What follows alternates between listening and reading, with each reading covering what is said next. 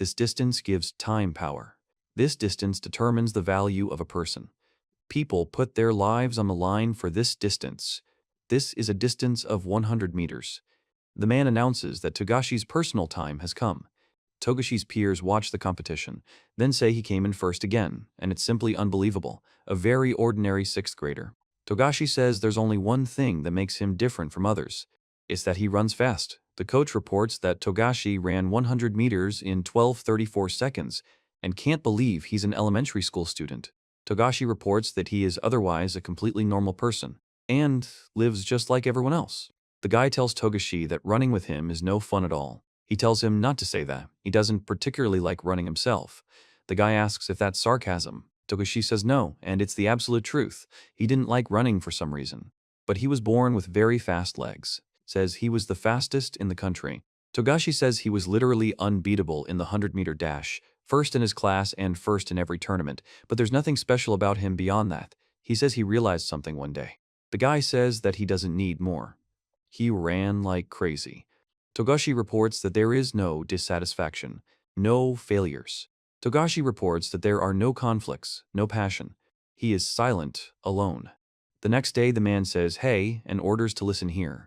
The teacher announces that a new friend is coming to class today, and the students are surprised, asking if he is serious, if he is a guy or a girl, if he is new. The new student is silent and enters. One guy recognizes him and says that he's the runner from yesterday. The student introduces himself as Komiya.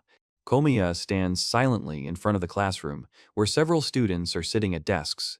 The teacher says the boy should introduce himself. Komiya says it's nice to meet you and hopes they'll get together, introducing himself. The guy says Togashi is gloomy, and another student calls him a cadre. The guy loudly calls him a ghost, causing everyone around him to laugh. He says he can't understand why the other guy is laughing. The teacher tells everyone to be friendly with their new friend. The kids say they're fine. The clock shows 12 doesn't. The students in the classroom are talking among themselves. A group of guys laugh and kick something. Togashi looks on disapprovingly. The schedule with subjects and lesson numbers is written on the board. A man calls for everyone to line up by name. A man shouts for attention. Several boys start running. Komiya runs. Togashi reports that he is a lousy runner. The teacher announces the finish line. The boy says the ghost came last. Togashi reports that the new guy was bullied from the very first day. A foot in a sneaker is shown standing on the ground. Togashi says he doesn't understand what's going on. He says he can't believe it happened. The guy notices the other guy fall and speaks up, asking if he's okay. Komiya coughs. Komiya says everything's fine. Togashi asks if he's new. The guy is surprised and says he's a classmate. Togashi says the other guy looks like he's about to die, adding that he wouldn't say he's okay. Komiya explains that he probably collapsed from lack of oxygen and says he's fine. He's coughing and says he keeps falling. Togashi asks if he was the one running here yesterday. Komiya replies that he's been running a lot since he moved here. Togashi asks if he really loves running that much, to which Komiya replies that he doesn't. Komiya says it's hard. Togashi asks why. Togashi doesn't understand why then. Togashi asks why the other guy is running like that. Komiya says it helps him take his mind off things. Komiya says that when you're doing something even harder than reality, reality seems to blur. Togashi reports that at that moment he thought Komiya had a lot of negativity. At first he thought he was weird. Then how long had he been like this? Then how gloomy he was, and in the end he felt sorry for him. But at that moment, not a single one of those phrases left Togashi's mouth. Togashi just said that it's a waste of energy to do this. Togashi says he has nothing and doesn't know how to deal with problems. Komiya asks, is it really pointless? Togashi doesn't know how to express himself. Komiya says he has nothing and doesn't know how to deal with problems. He's incompetent and a coward. So he just wants to run away from it all, even if it's a temporary solution. Togashi says that's perfectly natural. The guy says that running won't solve anything. Togashi says that's not true. Togashi says that of course, running alone won't solve anything, but if he's fast, it changes everything. Maybe Komiya knows, but in this world, there's one rule according to which most problems. Togashi says you can decide if you're the fastest in the 100 meme. Komiya is surprised and asks again. Fastest in the 100 meme? Komiya says he's carrying Togashi. Even if he runs 2 to 3 seconds faster, what will that accomplish? Togashi replies that if he runs 2 to 3 seconds faster than everyone else, all his difficulties will disappear. Komiya asks where he gets so much confidence from. Togashi says he is the same. Togashi says it's the 100 meal dash. The guy says surprised, what? Komiya asks if he can get faster. Togashi thought about it. Togashi replies that it's up to Komiya to decide. Komiya, surprised, asks, "Really?" Togashi says there are specific areas that need to be improved. Komiya asks, "What exactly?" The man explains that his stride is too wide. Togashi shows Komiya how to run properly. Komiya tries it and says it really works. Togashi notices that he was helping the boy with advice about running after school, so that he'd wave his arms faster and raise his head higher. Komiya had become a much better runner in such a short time. He kept running and running, to the bench, to the telephone pole. Little by little, Komiya was getting faster than the day before, and it was unexpectedly pleasant to watch. The referee tells everyone to line up. Then he shouts, "Attention!" Togashi says that's great. Then he watches Komiya. The coach announces the finish, and the guys laugh and say that Prizrak, that is, Komiya, is still just as slow. Togashi says Komiya has gotten a lot better. Another guy asks Togashi why he became so close with a ghost. Togashi asks, "What? Have you become friends?" The guys don't look at Togashi well. The guys come close and start looking at you intimidatingly. A guy is laughing with two other guys. One of the guys says he's kidding, and the other guy says they're kidding.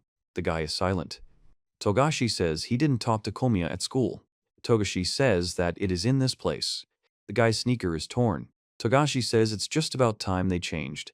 The guy says that's the end for them. He says it's a good thing he brought duct tape to our class and explains that while it looks terrible, it's still better than being left without sneakers. He says yes and demonstrates how he secures the tape to his sneaker instead of laces. Togashi asks if he should buy new sneakers. Komi says no, and even his parents told him it was time to buy new sneakers, but he doesn't want to change them because he's been running around in them for so long. He says he wants to at least run in his sneakers tomorrow. Togashi asks why tomorrow. Is tomorrow really a sports day? Komiya says yes. Togashi says that he should bring new ones, and the guy adds that, by the way, today the teacher said that the first one to run the 100 meters will get a gold medal. Togashi grins and says yes, he once received one of those things that they sell for next to nothing in stores. Komiya says it's still cool. Togashi explains that they hand out one per race, so 1 in 4 runners is guaranteed to get one. Komiya asks if Togashi has ever received a medal like that. Togashi says sure. Togashi says there's no point in those sports day medals and that you won't get a recommendation to a good high school. Komiya says he's right, but still, even if it's pointless. Komiya says he wants to win. The sound of wind can be heard in the background as two guys stand looking out at the city. Numerous people gathered on and around the sports field, creating a lively atmosphere accompanied by the sounds of the crowd. Today is sports day. First, there is the sound of a foot hitting the ground. Then the guy says he exhaled. Finally, the boys run to the finish line. Komiya watches the boys participating in another race. He announces that Genta-kun is running next. The guy explains that Komiya's ghost was assigned to him. The boys are getting ready for their run. Shown are guys who are goal-oriented and waiting for their moment. A group of supporters tells Genta-kun to give it his all. The judge shouts, "Attention!" A shot rings out and the race begins. The guy tells Komiya to stop. Komiya makes a noise and keeps running. First, Komiya trips. Then he falls face down. The group of guys laughs about it. 4 guys are laughing. One of them says the ghost has collapsed. Another calls him a loser. The third one yells, "Break." Togashi looks at this with pity. Komiya's rival in the race runs past Komiya and smirks. Everyone laughs at the comic. Togashi asks what happened. He says it overwhelmed him. He remembers Komiya saying he wanted to run in these sneakers today. Togashi says he speaks from the depths of his heart. The guy says that Komiya has risen, but he definitely can't win.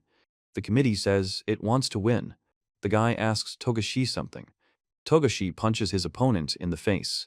Togashi yells for him to be faster and challenges Komiya-kun to tear him apart. Togashi says it was passion. In the top right, a man says he can't breathe. A man with a mustache says he needs to calm down and breathe slowly, and a girl and another man listen intently. Komiya looks on, stunned. The guy says that it's up to... The guy runs, pushing off the ground with his foot. He looks forward. The sound of gunshots is heard. Komiya runs forward. A man runs next to him. Togashi says it's like this. Komiya says yes, that's it. The man reacts tensely. Togashi says that's exactly it. The guy shouts Komiya win. Komiya runs to the finish line. The other race participants follow him. Togashi is breathing heavily. The man says, "Wow." The crowd reports silence. He breathes heavily and laughs. All the guys are standing and are shocked by what they saw. The guys say that this is simply amazing and he is a genius, a real god, and they apologize for making fun of Komiya earlier. Togashi looks impressed. That day, they realize that speed can change everything, but they had no idea then how much will this speed change.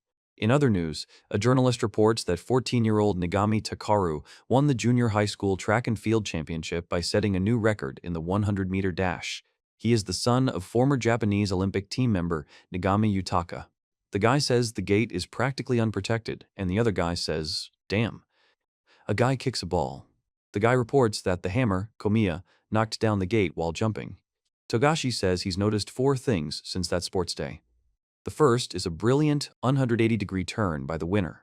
Togashi reports that Komiya recently developed a new passion-breaking records, in other words, striving for perfection. He explains that since that day he's become much more outgoing and has easily made friends with the class, and apparently he also enjoys track and field. The second one is the fall of the loser.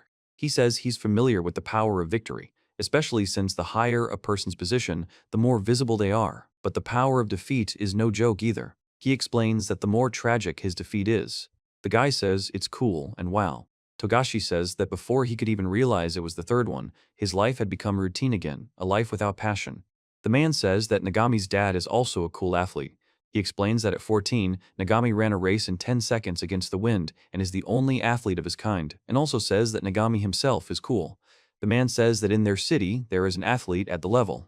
Togashi says they'll meet Nagami. The man expresses surprise. The man tells him he's inviting him to attend the 100-meter dash for the last day of physical education as a spectator, and that he'll be coming to the school for a week as an intern. The boy is surprised. The man confirms this. Togashi tells them to prepare properly, to which someone replies by asking how one can prepare for something like this. The sound of a bell and a cuckoo clock tell the time. The guy turns to him and says his name, and he answers. The man explains that he wanted to tweak his technique a little before Nagashi came to them and asks if the guy could evaluate his technique since they haven't done so in a while. Togashi says okay and suggests they get started. The image shows a step in a running shoe that touches the ground. The guy runs away, Togashi looks straight ahead, the man looks to the side, showing his leg in motion. He asks how his interlocutor is doing and says he's a little worried about the intense pain in his legs when he runs in the middle of the track. The man replies that he's fine and then looks surprised. Togashi says he's a perfect runner. Togashi tells him he has nothing more to teach his interlocutor, to which the other responds with surprise, asking if that's true. He says 3, healthy, then he's silent. After that he says no, maybe actually. Togashi says he's reached his limit. The man says yes. The man says well and remains silent. He reports that he noticed a 4th thing. He expresses surprise. Togashi says Komiya-kun can't run any faster. He explains that there's a difference between running style and technique, and that technique is correct. The man says it's because of his running style. He says he wants to know why, and the man replies that it's his personal opinion. Togashi says that even with optimal running technique, he doesn't see a future for this style. He says that for Komi-kun, this is like a death sentence, and explains that it is not surprising that he has a hard time accepting it. Togashi says, oh well. The man says, ah. He says he'll stop worrying during the race. The man reacts to this with surprise. Togashi says he took it easy. The guy asks what he said. Togashi explains that before, the guy would have fallen into such despair that his face would have melted. The guy asks if he'd ever had such a sweaty face before. He says his legs are starting to hurt and expresses regret. He says that if Hyakuemu says so, then it must be so, and adds that everyone is free to choose what they run for. He explains what he's running for. The man asks, what? Togashi says that even if he doesn't finish first, he's content with just feeling the wind blowing through him and running the way he enjoys. He explains that he doesn't want to run like a maniac and exhaust himself, as that's a waste of time. He says that's exactly how it is. It's been reported that a week has passed. Togashi says that finally. The white-haired boy says that if he turns out to be ugly, he'll never do it. The other boys say he's in 2nd grade and 6'8", and one of them says he's already scared. He and 2 other boys react to the sound of the door opening. The teacher tells everyone to take their seats. Togashi explains that it's the teacher. The man says that from today onwards, for 1 week, he believes everyone already knows. The man announces that Nagami-kun will be coming to see them. The man explains that he understands he's a celebrity, but there's no need to be nervous. The man tells the teacher he misspoke and is nervous himself, and then invites them in. The scene depicts legs landing abruptly on the ground. The boy informs him that if he fails the exam, he'll have to repeat a year, and explains that it will be very difficult. Togashi says he doesn't want to repeat a year and intends to do everything he can to pass the exam. The guy says that he is not going to give up and that he will continue to move forward, no matter what. The boy bows. Togashi says he didn't expect that. The man says everything is clear now. Nagami Takeru announces that he came from Higashi High School, second middle class, and gives his name. The man says he is a little older than the 6th graders and will try to behave in a way that will make him worthy of being called an elder. The man asks for understanding regarding what is happening throughout the week. Togashi says, "Lada." The guy says he's a serious guy, the man confirms. The man says he doesn't hear a response.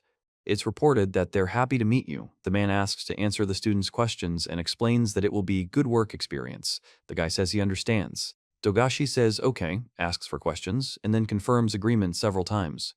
He asks how much he earns. The man replies that he is not a professional athlete and does not get paid. The girl asks if they've met any celebrities. The man replies that he doesn't know if he qualifies as a celebrity, but he did meet Azaizu, the winner of the Japanese championship this year. A girl asks a man if his dad is kind.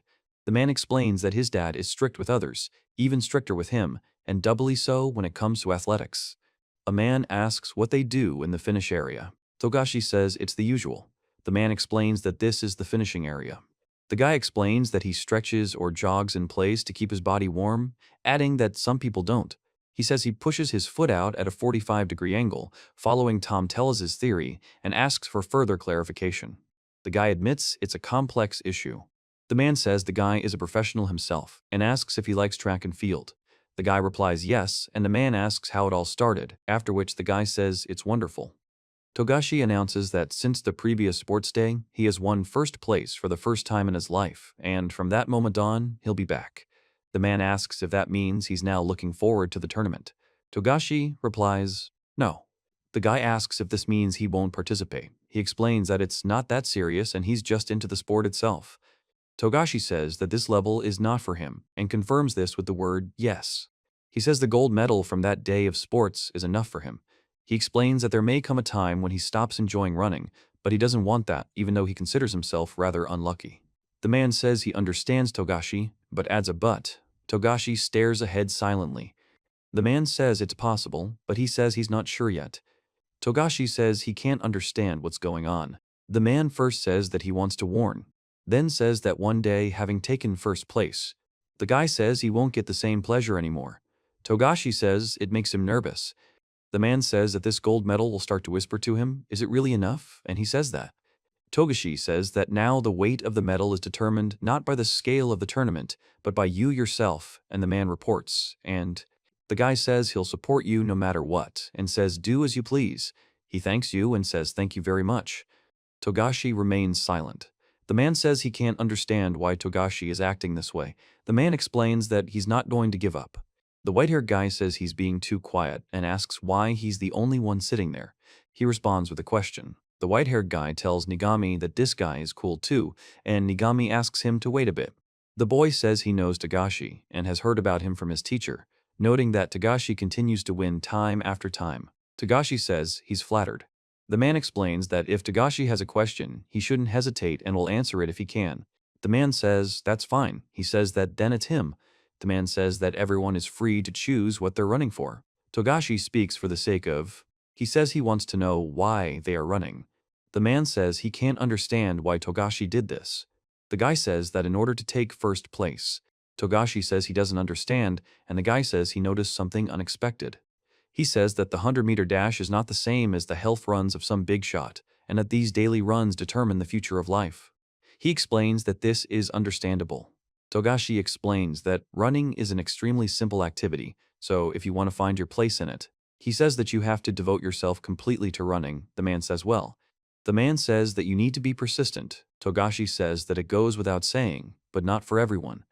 The boy says he still remembers the words his father told him and that it was a long time ago.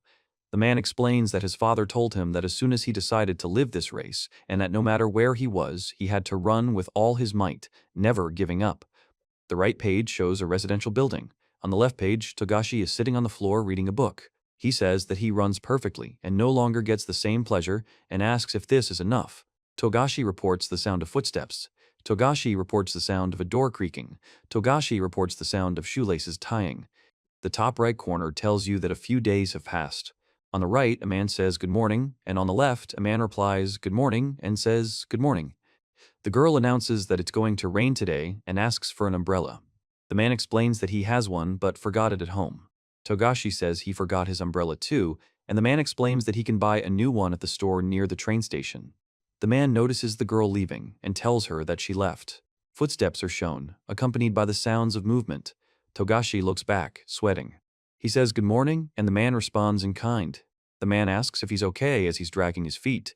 He explains that his legs have been aching lately, and the man says it's nothing. He remains silent and says, The man announces that this gym class will be Nigami-kun's last experience with them, and orders everyone to line up and run as fast as they can. The boy replies that there is. Togashi says he can't understand why things are so complicated. Togashi says that sometimes you just have to accept the situation as it is. He says finish and announces that now they line up in groups. The men go to line up. The guy tells them to pay attention and starts moving. The man turns his head. The man says he's fast. Togashi runs, making a woo sound, and steps on something. Togashi remains silent.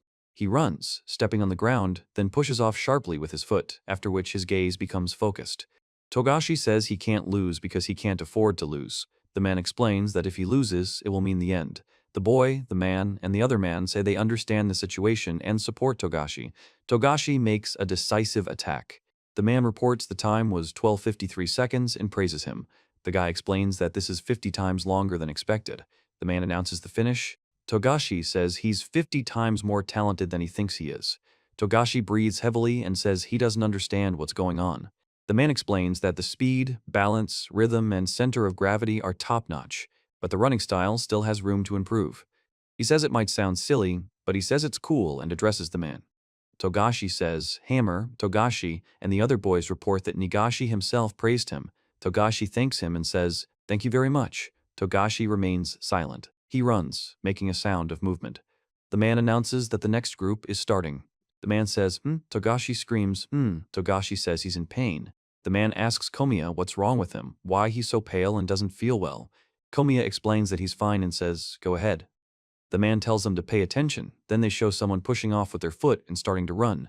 Togashi says he's running. He takes a quick step forward. The guy says he can't afford to lose. Togashi reports that he took a sharp step forward, then he steps on the ground. He runs at high speed.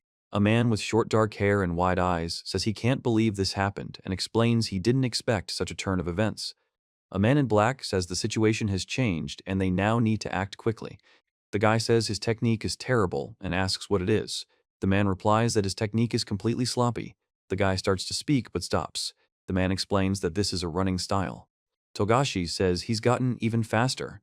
The guy runs forward, stepping on the ground with force. The guy says finish. Togashi screams in pain. The boy says it's time. The man says it's time. The man reports that the time was 13.5 seconds, which is faster than the previous record by 3 seconds, and says that it is so fast. Togashi says that class. Then he says 2. The man says the difference is 1 second. Togashi says he can't afford to relax. The man says it's a tournament record and calls it amazing. Several people in the background express admiration and joy. A guy asks another guy what his name is. He starts answering, and the guy calls him Komiya. The man tells Komiya-kun that it's for him. The guy says it's better to stop running. Togashi says, and the man expresses surprise. The man tells Komiya-kun that he should stop running. Togashi says, po, then he asks why. The man expresses surprise. Several men also express surprise. The man says he is not cut out for running. Togashi says he's in shock. The man says that if he cares about himself, he should run just for fun, and explains that he puts in too much effort when he runs, already pushing himself too hard. The man says he's getting scared. Togashi says, what's wrong with that? The guy says, what are you doing? He says it's nonsense. Togashi says something. The man and the boy are silent. The guy says, he. Togashi says that it's just a 100-meter dash in physical education, and that everyone should run as they want. The man says he and Nagami-kun aren't like that at all. The other man replies that they're not. He explains that they shouldn't go back on their word after egging them on, calling it rude. He also says that the other man himself said that to get first place, you have to run. Togashi says that's true. He said, you have to run as hard as you can to get first place. Then Togashi explains that there's no point in being first for a moment. He says that if you can't keep it up, you can't call it your ability and strive to.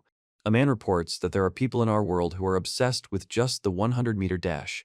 The guy says the girl's current technique is lax and clumsy, downright hideous, and he can't even call it good for the sake of flattery. Then he says that's not even the problem. The man explains that the problem is. The man says it's about speed. Togashi says he's frightened by the other man's recklessness. Togashi explains that there's only one reason he can push himself so hard running like that. He says that feelings are a wake-up call in themselves, and for those who run, relying on emotions, there are no brakes. The guy says that such people can't stop even for a moment. Togashi says they will run until they are completely destroyed. The man says the treadmill will kill them, and one day it will. The man says it might be too early to judge at first glance, but he truly believes it. Togashi says he understands. The man explains that it's good that Togashi understands, and Togashi confirms it. He says that even he can achieve glory even for a moment. The man says he can't afford to relax because nothing is permanent in this world. The man says he doesn't understand what Togashi is saying, and Togashi says thank you very much. In the top right, a group of boys say, "What?" several times. Below, a man announces that the lesson is over and it's time to get ready. On the right, a close-up of a frightened man is shown. The guy tells him to stay positive, and Togashi explains that he ran it in 18 seconds, to which the guy replies that Togashi is already fast, and the other guy agrees. Then the guy says he's leaving, and Togashi says, "See you tomorrow." He and the man are silent. The man says he has a new personal best, and that's good. The guy says it's a personal best and confirms it. Togashi says it's just a personal best after all. He remains silent. The man addresses him, calling him Komiya-kun. Togashi says that some kind of base could be built in this place. The man explains that this location is ideal for surveillance and defense. The guy says that he recently started studying the theory of athletics and training on his own, but he's still not doing well, and his legs are hurting more and more. Togashi says he's definitely getting faster. The man says he can't believe it happened. Togashi says the faster he gets, the better he understands. He says that he cannot defeat his interlocutor. Togashi says that something strange is happening and at the same time, but he says that he himself did not expect this. Togashi says that for some reason, he's still not sure about all of this. The man says these aren't just any clouds, but clouds he saw as a child. He explains that these clouds remind him of the past and make him nostalgic. The guy stands on the road by the river, the wind blowing leaves around him. Togashi says Komiya-kun. He asks his interlocutor if he wants to start racing, to which he replies that, of course, he does. Togashi says he doesn't understand. Togashi remains silent. He says that no one will officially record the time and asks what benefit there is from this. Togashi says that she is not there and asks to forgive him for this. He says that. Togashi says that profit has nothing to do with it. He says he can't believe it happened. The sound of rustling grass. The air seemed to have grown heavier and an unpleasant wind was blowing. There was a faint, yet distinct, lingering feeling in it. Togashi says that premonition is passion.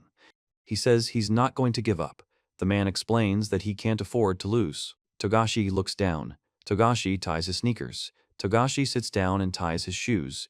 The man reports that his shoelaces have come untied and explains that he needs to tie them. Togashi says that if he can't win, he won't be able to continue. He says well then, and then tells them to go. The man says that's all, and says Togashi has done well this week. Togashi says yes. The man thanks him for his support, and Togashi says yes. Clouds are visible in the sky. The man reports walking along a road with the city skyline in the background. Togashi reports that somehow they understood each other without words. In the top right, he explains that the road will be a 100-meter-long tunnel, and that when the clock strikes 5 o'clock, that will be the starting gun. In the top left, he explains that this race wasn't just for fun, and in the bottom left, he explains that this wasn't just some chalk game. Togashi informs them that they will receive the result in just a few seconds.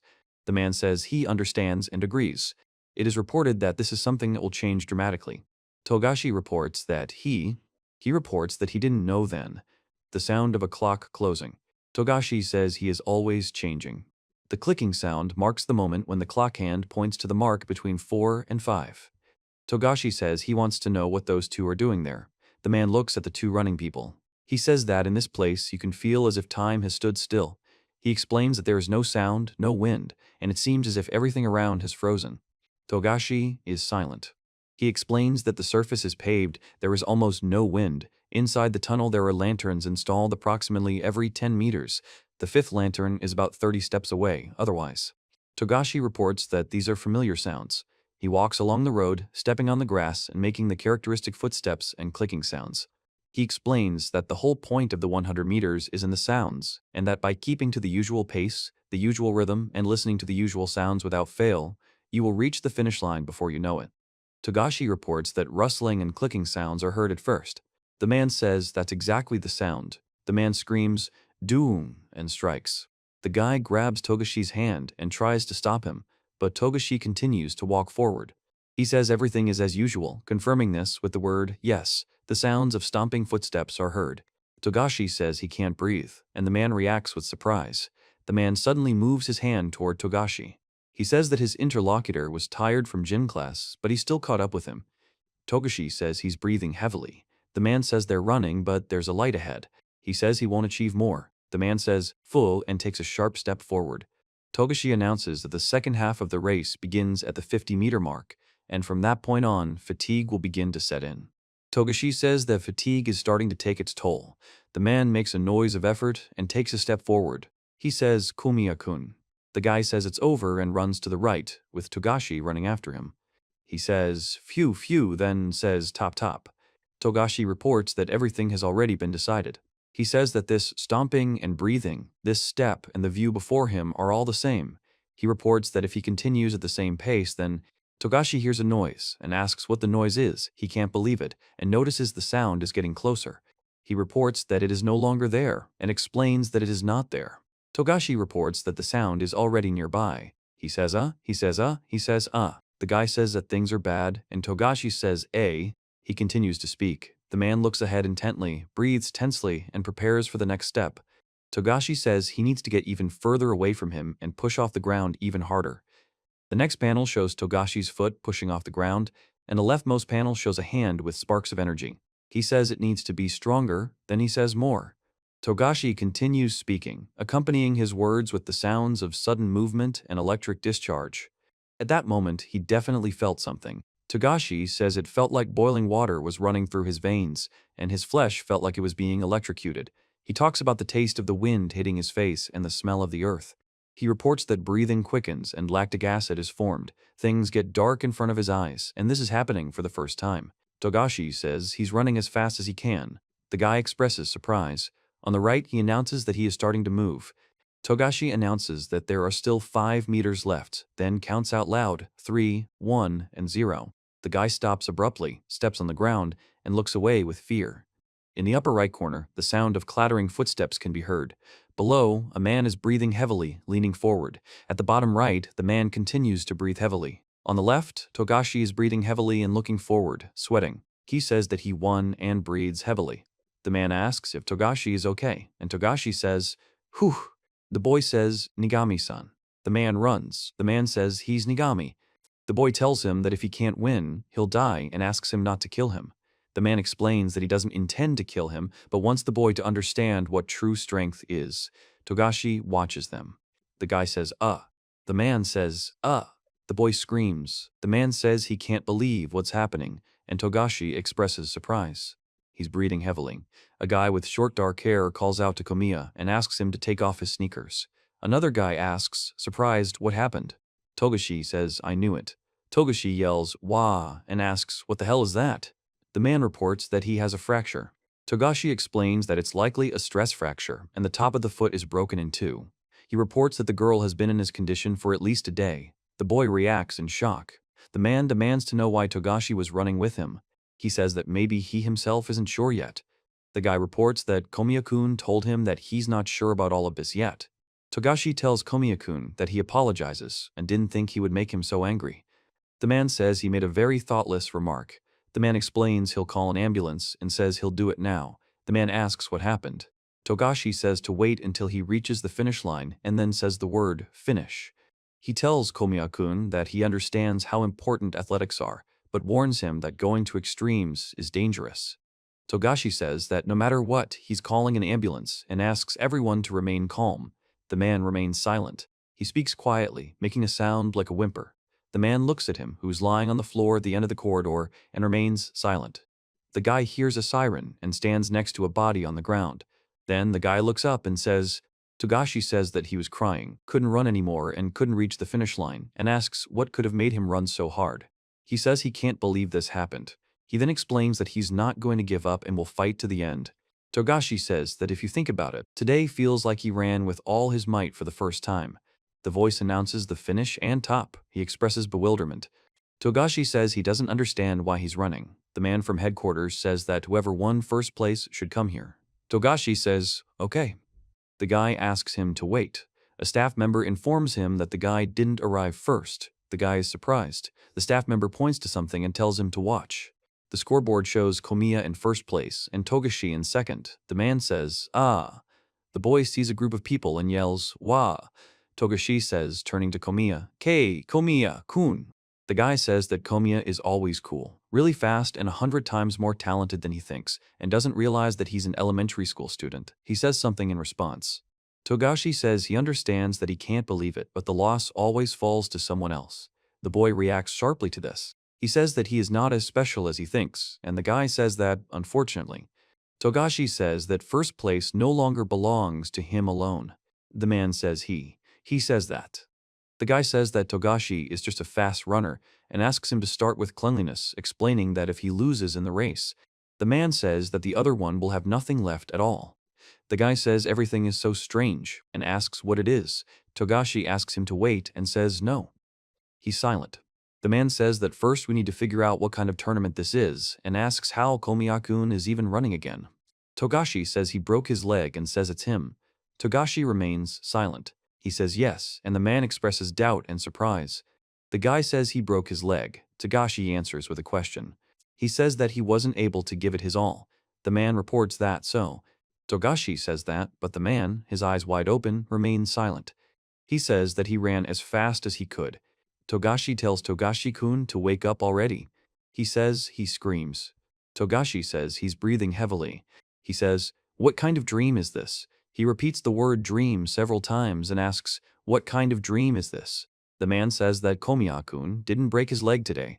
Komiya replies that he didn't and starts talking about what if. Togashi says if he had given it his all. He says he lost.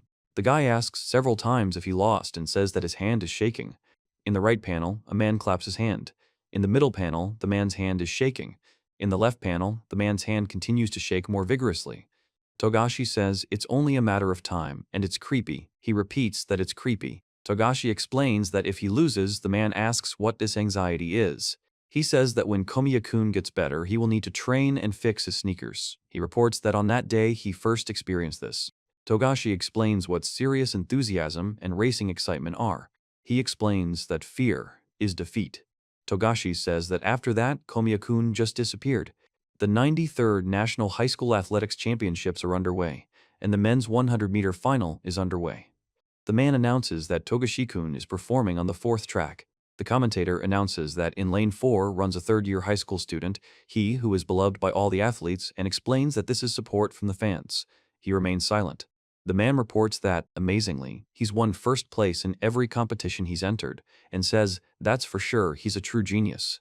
In the next column, the man explains that 2 years ago, when he was just a first-year high school student, he became the youngest high school champion, earning him fame throughout the world. The boy explains that this is the last high school championship. The man explains that this is the last high school championship. Togashi reports that it's spring of his 6th year of elementary school. He explains that after that race, he started training track and field on his own, and Komiya-kun spent some time in the hospital. After summer break, Komiya-kun transferred to another school. The guy says he didn't know the details, but apparently Kyushu moved there for family reasons. The man explains that he just thought to himself, who? He hears someone calling him and saying that Komiya apparently transferred to another school. It is reported that since then, he heard his name less and less often. Togashi says he's entered middle school.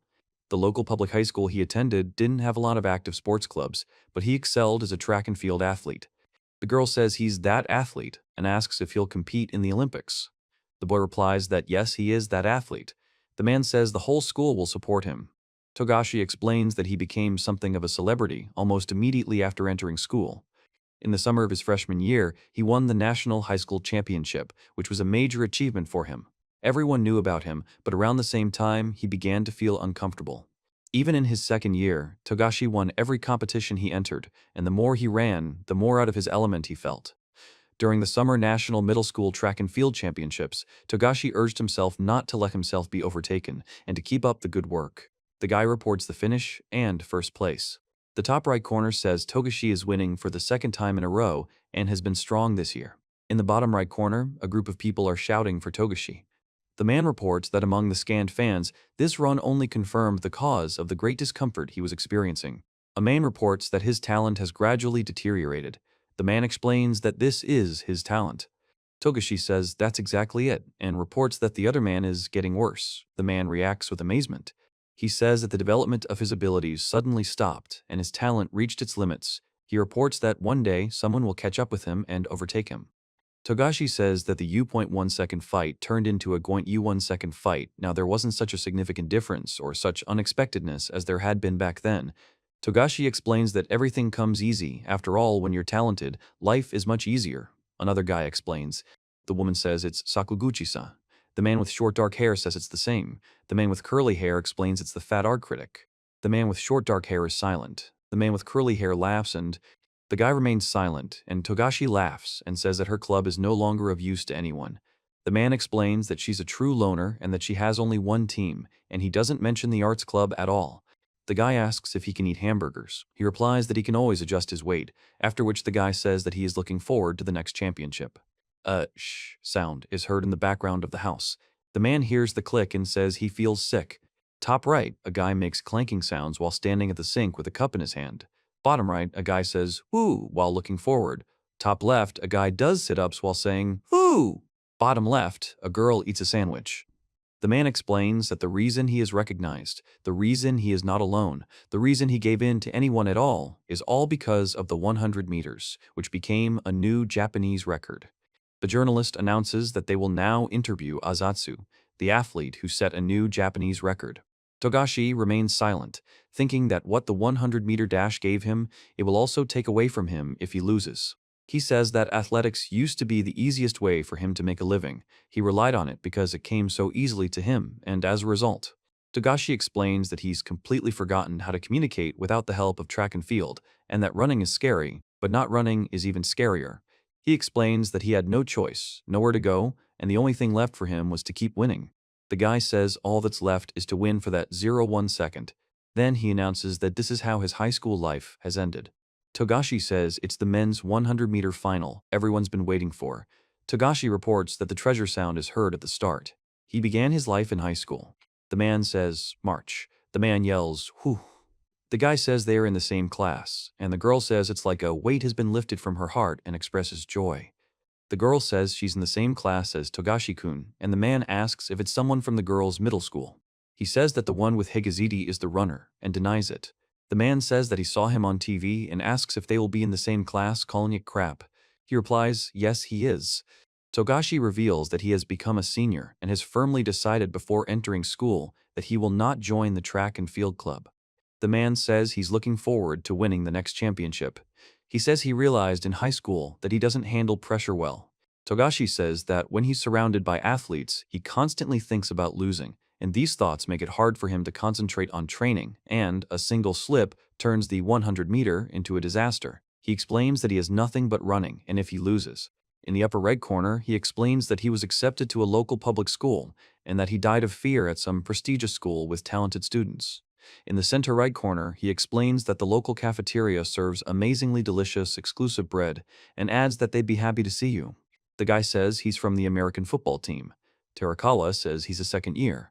The man explains that being a second year means it's nice to meet you. The guy asks how the man knows his name. Togashi says he knows the guy's name and calls him a local celebrity and runner. The guy thanks him and tells him that Togashi is amazing, that he's been featured on the news, and much more. He says he's not going to join the athletics club, and the man says he can't believe he got into a public school after that. The man laughs. Togashi says he has personal reasons and can train alone. Togashi asks if that's true and why. The man remains silent and says, A man asks for forgiveness. He says, yeah. Then the man starts talking, and he remains silent. The top right corner indicates that it's lunchtime. From right to bottom, Togashi says that the sardine croquettes are limited. He says that this is an exclusive bread. He is on a diet and will definitely not refuse to eat in the cafeteria from time to time, and also explains that sardine croquettes cost only 25 pieces. He shuddered, and a stomping sound is heard. Togashi says, quiet. Togashi says, stump, stump, stump. Togashi says, one sardine, give me one sardine, and me, and me, and me. The seller reports that everything has been taken apart. He asks in surprise if they are joking with him and if it really happened in an instant. The man in the suit asks Togashi if he's the one from the soccer club and tells him he's frozen in place. Togashi replies that he wanted to buy a sardine croquette. The guy with curly hair explains that the demand for them is so high that if he can snag one just once a year. The man says that his curiosity is now really piqued. He offers to try his croquet. Togashi says he doesn't mind giving it to him since he's already tried it and suggests going to class. The man is surprised, asking if he's even bought it yet, and expresses disbelief. Togashi says he can't believe he's so lucky to have such a kind senpai and urges him to defend himself. The man, a guy with short dark hair, says he's known Terakawa since this morning and laughs. A man in a suit says it's nice to meet you. A guy in a sweater asks if it's him and clarifies if it's him, calling the other man a cool runner. The man says he's bringing sardine croquettes. The man reacts dubiously. The man explains something while sitting at the table. The man says it's amazing, and Togashi says, well, you can tell me. The man with the bag of fish explains what it is and, after taking a bite, says, oh. The guy laughs. The man says that it's still a bit hard to train alone. He explains that it's true both in terms of the environment and psychologically. The man says that what can you do if you don't want to lose? He says that yes, that's right, it's hard. The guy says that if. The guy asks if he's scared of losing. Togashi replies, no. He says that as long as he has comrades, he fears nothing. A man with short dark hair asks if they are comrades, expressing doubt. Togashi says life is long, and there's no need to worry about any particular moment. A man with curly hair explains that you experience both pain and joy with your friends, while another man says he constantly relies on his friends, which often leads to him making mistakes. He says it's probably not necessary, but just in case, he's handing over the American football club. He says yes. He thanks for the sardine croquette and bows. The man says no, no. The guy says that if you have any problems, you can let him know, and he'll help as best he can. The man explains that they have open classes and are accepting applications for temporary membership. Togashi says that as long as he has comrades, losing is not a common thing, but at the same time he says that losing. The man says this is the place where he first met her. The man explains that since then, he has always come here to see her again. A man climbs a ladder. A man continues climbing another ladder. A man steps forward. The next day after school, the man tells me that the team apparently won the Tokyo Championship last year. The guy says that it's serious and cool, and then he notes that they are popular. Togashi reports that the impact was very strong and unexpected. Togashi explains that the collision occurred with great speed and force. A basketball game is shown on the screen. A man and a woman are watching it. The man is talking about the sound of the crowd. The guy says that even though he came, he doesn't know the rules and doesn't understand anything at all. He explains that it looks like they're practicing the players' formations and says that Terawa-kun is fast. The left panel shows Terawa running fast. Togashi says that if you don't make mistakes, you can run in 12 years, in 11 seconds, and can't believe how he bounces back with such a starting speed. The man says, how fast? The man starts to speak, but stops. He catches the ball with both hands. The man says he is so fast and doesn't even do track and field, and he says he achieved this speed for the sake of his comrades. A guy calls out to Togashi to come out onto the field, and Togashi replies that he is. The man is surprised and asks if it's the same runner and clarifies that it's Togashi. The man says that Togashi will also try out for the field. The guy says he still has friends and remains silent. The man explains that everything is fine. The guy refuses and says no way. The man says not for long. The other man says it's cool. The guy says that since he's fast, he'll be a wide receiver and explains that all he has to do is catch the ball. Togashi says he understands. The man yells, let's go. The image shows a sharp movement of the hand from right to left, accompanied by a slapping or popping sound. The boy runs forward sharply. The man takes a step. Togashi notices something and expresses surprise. The man says he's really fast and will catch him easily, and the boy agrees. The man catches the ball. The boy throws the ball. He pulls his hand back sharply. The boy says he dropped the ball. Togashi and the other men express confusion. The guy says the job was great. The man says, don't worry, and that he's doing a good job. On this field, The one mistake that Togashi was so afraid of was easily overshadowed by the voices of the team. He says that for him it was something unprecedented. This concludes the American Football Club's open session. A man walks down the path with a bag in his hand. Togashi says everything is fine and gives a thumbs up. The man replies that everything is fine too. The man says he's not afraid of failure as long as he has his teammates with him. He explains that they hold open classes and are accepting applications for temporary membership. He explains that he only did track and field and sees no point in doing anything else. He adds that nothing good will come of it. The guy says it's great. Togashi says he can't take it anymore. The man explains he doesn't want to hurt her and asks her not to be angry with him. He says he'll start over, despite everything. The man says he'll be useful to others someday, his talent has dried up, and this is his last chance. Togashi says he didn't shed a tear of victory or defeat. Then Togashi explains that he's talking about track and field and asks what he doesn't like. The guy asks why he runs and who benefits from it, and then says that there is no point in doing track and field. He tells him to stop clinging to track and field and calls the guy pathetic. Togashi says that if there are any problems, you should let him know. He'll help as best he can. Togashi explains that this is a temporary membership in the American Football Club. Togashi says that he can at least just discuss it with him. The next day, during lunch, he reports that someone has come to see Terakawa. The man thanks him for coming to the open class yesterday, and Terakawa asks how he's doing. The man says he's never played on a team before, so it was interesting, and Togashi asks what brought him here today. The man explains that it's just that. The man says it's a new experience for him and explains that, as he said, it's a new experience. Then he says, you see, Togashi says he'd like to try again. A guy suddenly grabs another guy by the arm and stops him, surprising him. He tells him that he bought sardine bread. The man looks at him questioningly. The guy tells the time 1:24 seconds. The man asks about the time. The man in glasses says it's the guy.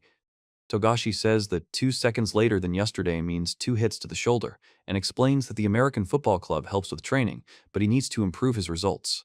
The man agrees. Another man warns him not to disgrace the track and field club and laughs, saying that he won't dishonor it any further. He says he looks like the guy is from the track and field club and tries to convey that he's running errands for him.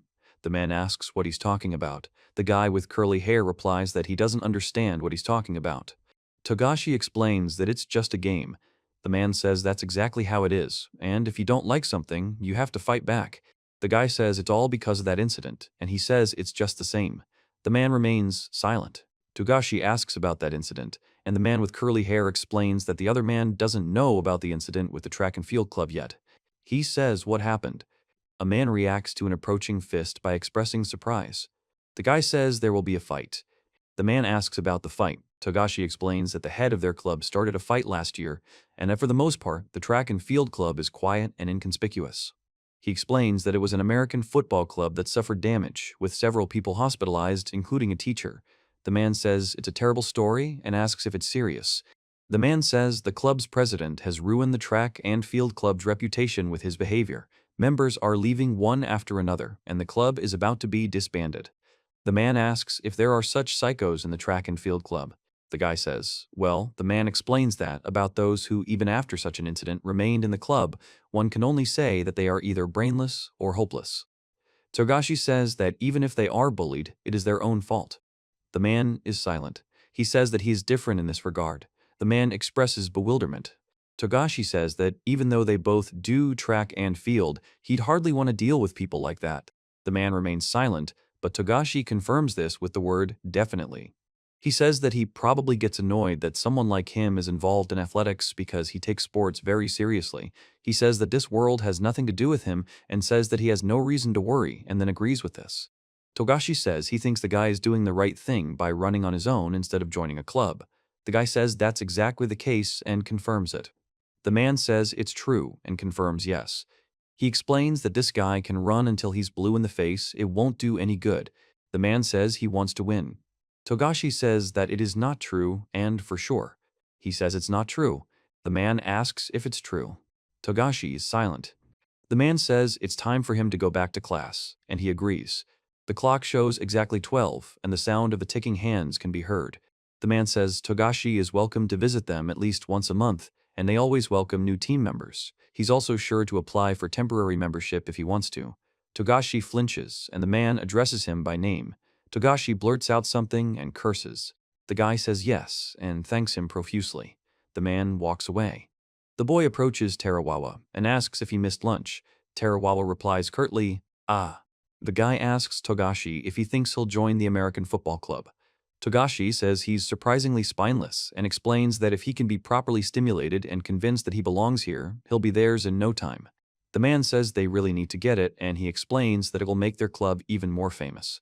The guy says it's a temporary membership to an American football club. He says, "I need to respond today," and explains he needs some time to think about it.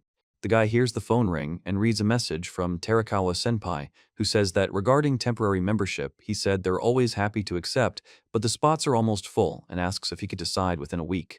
The guy says he needs to respond within a week. Togashi says that's not true. The man says that regarding the inner feeling, he said that Togashi always had a mark for him, even a badge stuck on his neck, and asks if Togashi remembers, if he couldn't react within a week. A man speaks to Yamane-sensei. Togashi asks what Terawawa is doing. Terawawa explains that Togashi-kun has joined them. The man asks what the American football club has to do with it. The man says he might join. He mentions that he's a track and field athlete. The man explains that if so, he, as a mentor, is happy for them. He says he's focused on running right now, but the man believes that with a little encouragement, he might join them. Togashi says that just one push in the right direction will be enough, and that he'll need Yamane-sensei's help. The man asks if it wouldn't be a good idea to make the team stronger, as it would benefit both the school and Togashi. The man remains silent. The man says he'll consult with the director, to which he replies that he understands and thanks him immensely. He then says that this will make them even stronger, and the man replies that he's counting on Terawa. The next day, an assignment with standards and types is written on the board. Togashi says that Togashi-kun is about to run 100 meters. The girl asks to film it. Togashi says he's serious and asks to film it. The man stands there in his tracksuit. He says everyone is watching. He says he still needs to think about American football, but he'll focus on that for now. A man shouts for attention. The man starts running, and a crowd of people film the scene on their phones. The boy runs, making an exhaling sound. Then Togashi announces the time is 11.110 seconds. The boy continues running, breathing heavily. He says that already in the first half of the distance he is having a hard time. He doesn't feel the ground or the wind, and that he hasn't heard sounds for a long time. He says that it's useless. Togashi tells him his talent has dried up. He says running isn't his thing anymore, and he knew it all along. Togashi explains that they're starting to realize it too. The woman says it's cool, the girl agrees, the woman says it's cool again, the girl agrees, the woman says it's cool, and the man says it's cool. The woman says she's typing a message on her phone. Then she looks at the screen with a serious expression. The man looks ahead in surprise. The girl says she uploaded a video of Togashi-kun. Togashi asks what it is. The phone screen shows the girl writing about Togashi-kun being in her class and being the country's #1 runner, and that she only saw something like that in gym class, adding hashtags about. A man hears his alarm clock ringing and thinks praise doesn't bring him pleasure, and running isn't beneficial. He wonders what the word cool even means and doubts whether there's any point in continuing. The man says he can't decide for a week and asks for a wait, then asks if he can come to the club room a little later. The man holds his phone and looks at the screen. The man says no. Togashi remains silent. The man explains it. The man types room into his phone. The man says it's a storage room. He explains that they took second place at the 1990 Tokyo track and field tournament. A young man notices a track and field trophy and asks what it's doing near the storage room, then explains that it's still shining despite being so old. He explains that it's the trophy for second place at the 1990 Kyiv track and field tournament. The young man explains that things were once going well. The guy says to Togashi, addressing him, he says he has one request for the man, to which the man replies abruptly, no. The man says that he has indeed joined them. The man notes that the track and field club is open to everyone today. Togashi says it's a storage room. The guy asks, what?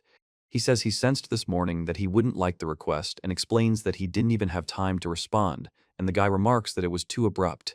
He asks to join the track and field club. The guy denies it and says it's a very ordinary request, and he confirms. The guy says, ellipsis. Togashi says he doesn't understand. The woman explains that the man doesn't have a personal trainer and asks if he has a contract with one.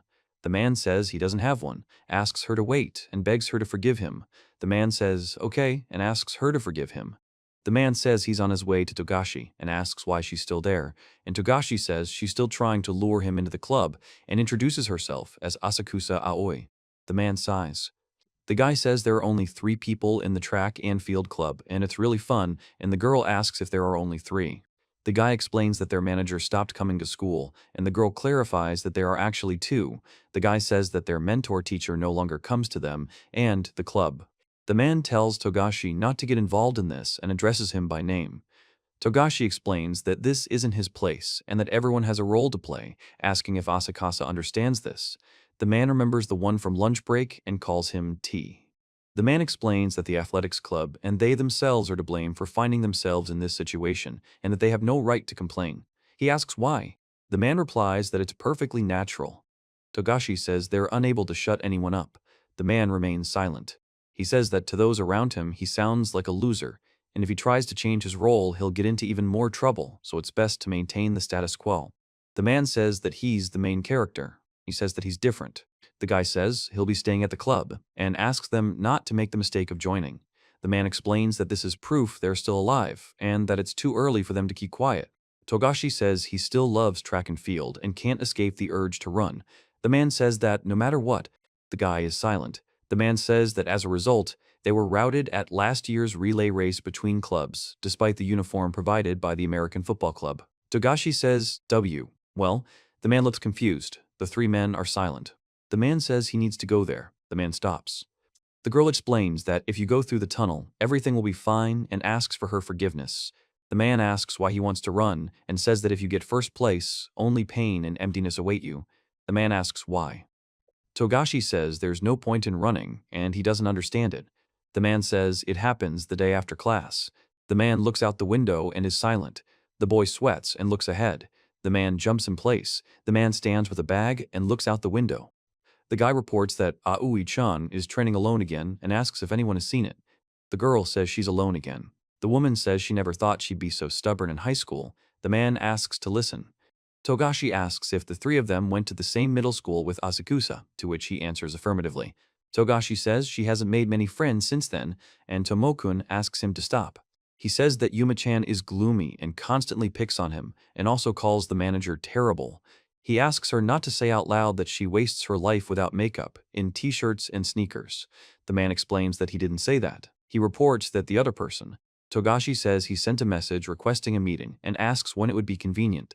Togashi explains he wants to meet to discuss the details. The man walks down the street and the girl walks next to Togashi. In the right panel, he explains that he can't escape the urge to run and that he's entered high school, but he's still young and hasn't recovered from his dream. In the left panel, the man shudders and says "Ankum" before pressing his phone. Togashi tells Asakusa-san that he apologizes for being so aggressive yesterday and promises not to bother him again. The man, with a questioning expression, asks what exactly he means. He says that he asks for only one request to be fulfilled. The man says he can't decide for a week. The guy says he understands and asks permission to come into the club room a little later. The man says he read the message. The guy says, there is no speech or text on stage. A pair of sneaker-clad feet is shown, followed by a door with a grate and 2 taps. The guy asks Togashi if a high start will do, to which Togashi agrees and confirms that of course it will do. He says he wants to show how he runs to become faster. The other man agrees and asks why. The man says he understands they're on completely different levels, but he still can't give up. Togashi says he still can't give up. The man explains that the girl has transferred to high school but still hasn't recovered from her dream. He laughs and asks not to be invited to the club again if he runs for someone else. The guy promises not to invite him to the club again. The man decides to run 100 meters, considering it easy. The man says he'll just go for a leisurely jog and that's it. He runs, and his legs and face are visible in motion. Togashi says he doesn't understand why he tried so hard and expresses surprise. A ball falls on the ground. The legs move on their own. The man says that it feels like something is pushing him forward. Togashi says the word top. He says he can feel the wind and smell the earth. Togashi says he can hear sounds again and it feels just like back then. He tells you to run as fast as you can. Togashi says he feels lighter than before, he's faster than before. Togashi says this as he throws his sneaker. The man says he doesn't understand what it is and asks what kind of running style it is. The man laughs and says it's cool. The guy says he doesn't understand. Togashi says it's cool. The man looks at him in surprise. The man says he's been told this word many times, and for the first time he felt the weight of this word. The guy says it was sincere. The man recites the formula. The women in the group confirm it's awesome. The man says he had nothing to prove it, but he felt that she truly meant it, in her eyes and throughout her body, in the currents of air that carried her words to him with palpable tension. The man says he felt him. Togashi says he'll be stunned, and that seeing it won't do any good. Togashi says thank you very much anyway. The man asks him to. The man says he doesn't understand why this is necessary. He explains that he is apologizing. Togashi wonders why he ran so hard just now, and why he ran so fast. He also wonders what the hell he needed it for. In the principal's office, Togashi asks if the principal called him, and the principal addresses him as Master. The man invites Hirako-sensei to sit down, and Hirako-sensei says yes. The man explains that, as far as he remembers, Hirako-sensei was the mentor of the track and field club. The man explains that he's not officially handling them at the moment, but if any problems arise, he's willing to help, even though it's not his job description. Togashi says he'll be brief then. The man responds with a question. He apologizes for taking up practice time, but promises to keep his word, and the man agrees. The man remains silent. He drinks water. Togashi says that under these circumstances, he doesn't understand why the girl hasn't left the track and field club. The girl says she doesn't know. He says that if you want to run, why not go somewhere else, and explains that he doesn't understand the point of staying in this club if it was disbanded anyway. He then says that he wants to win. The man asks who to win. Togashi says it's the track and field club of the past. The man asks what the past means, and Togashi replies that it's the past. The man exclaims. He says that if he thinks about it, he remembers that cup that was literally painted to a shine, and confirms this. He explains that this cup was the pride of that club, and it feels as if its appearance challenges today's club. He says that even if he can't. The girl says she can't just throw away the baton that was passed to her. She explains that they don't have a clubhouse, so the trophy is kept in a storage room, and that she constantly cleans it to keep it shiny. The man says this. Togashi says he always wanted to surpass the previous club members. He says that this can't be true, and states that he can't believe it. The woman says it wouldn't hurt to clean it again. Togashi says, on the table stands a trophy with an inscription about the second place in the track and field competition in Tokyo in 1960. Togashi says, the image has no text or character speech, but shows a trophy with a bowl containing a spoon and a jar with the inscription. Togashi says that can't be true and explains that he couldn't do that because he couldn't even touch the noodles. In the right panel, a man is washing a bowl under running water. In the left panel, a man is cleaning a bowl with his hand. The man looks at the guy standing by the sink and remains silent. The man explains that this is to keep it shiny. Togashi says maybe it was an accident. The man says it just happened that way. Togashi says, oh. He says that this is definitely not a coincidence and cannot be otherwise. The man replies that if something can go wrong, it will go wrong, it happens, and expresses doubt. The man remains silent. He expresses bewilderment. The man says he thought Togashi would be offended and asks if Togashi has a bad sense of tact. Togashi replies that he's actually very offended, almost sickened, but the man remains silent. The man says this resentment motivates him to try even harder. He says being mocked gives you a special energy.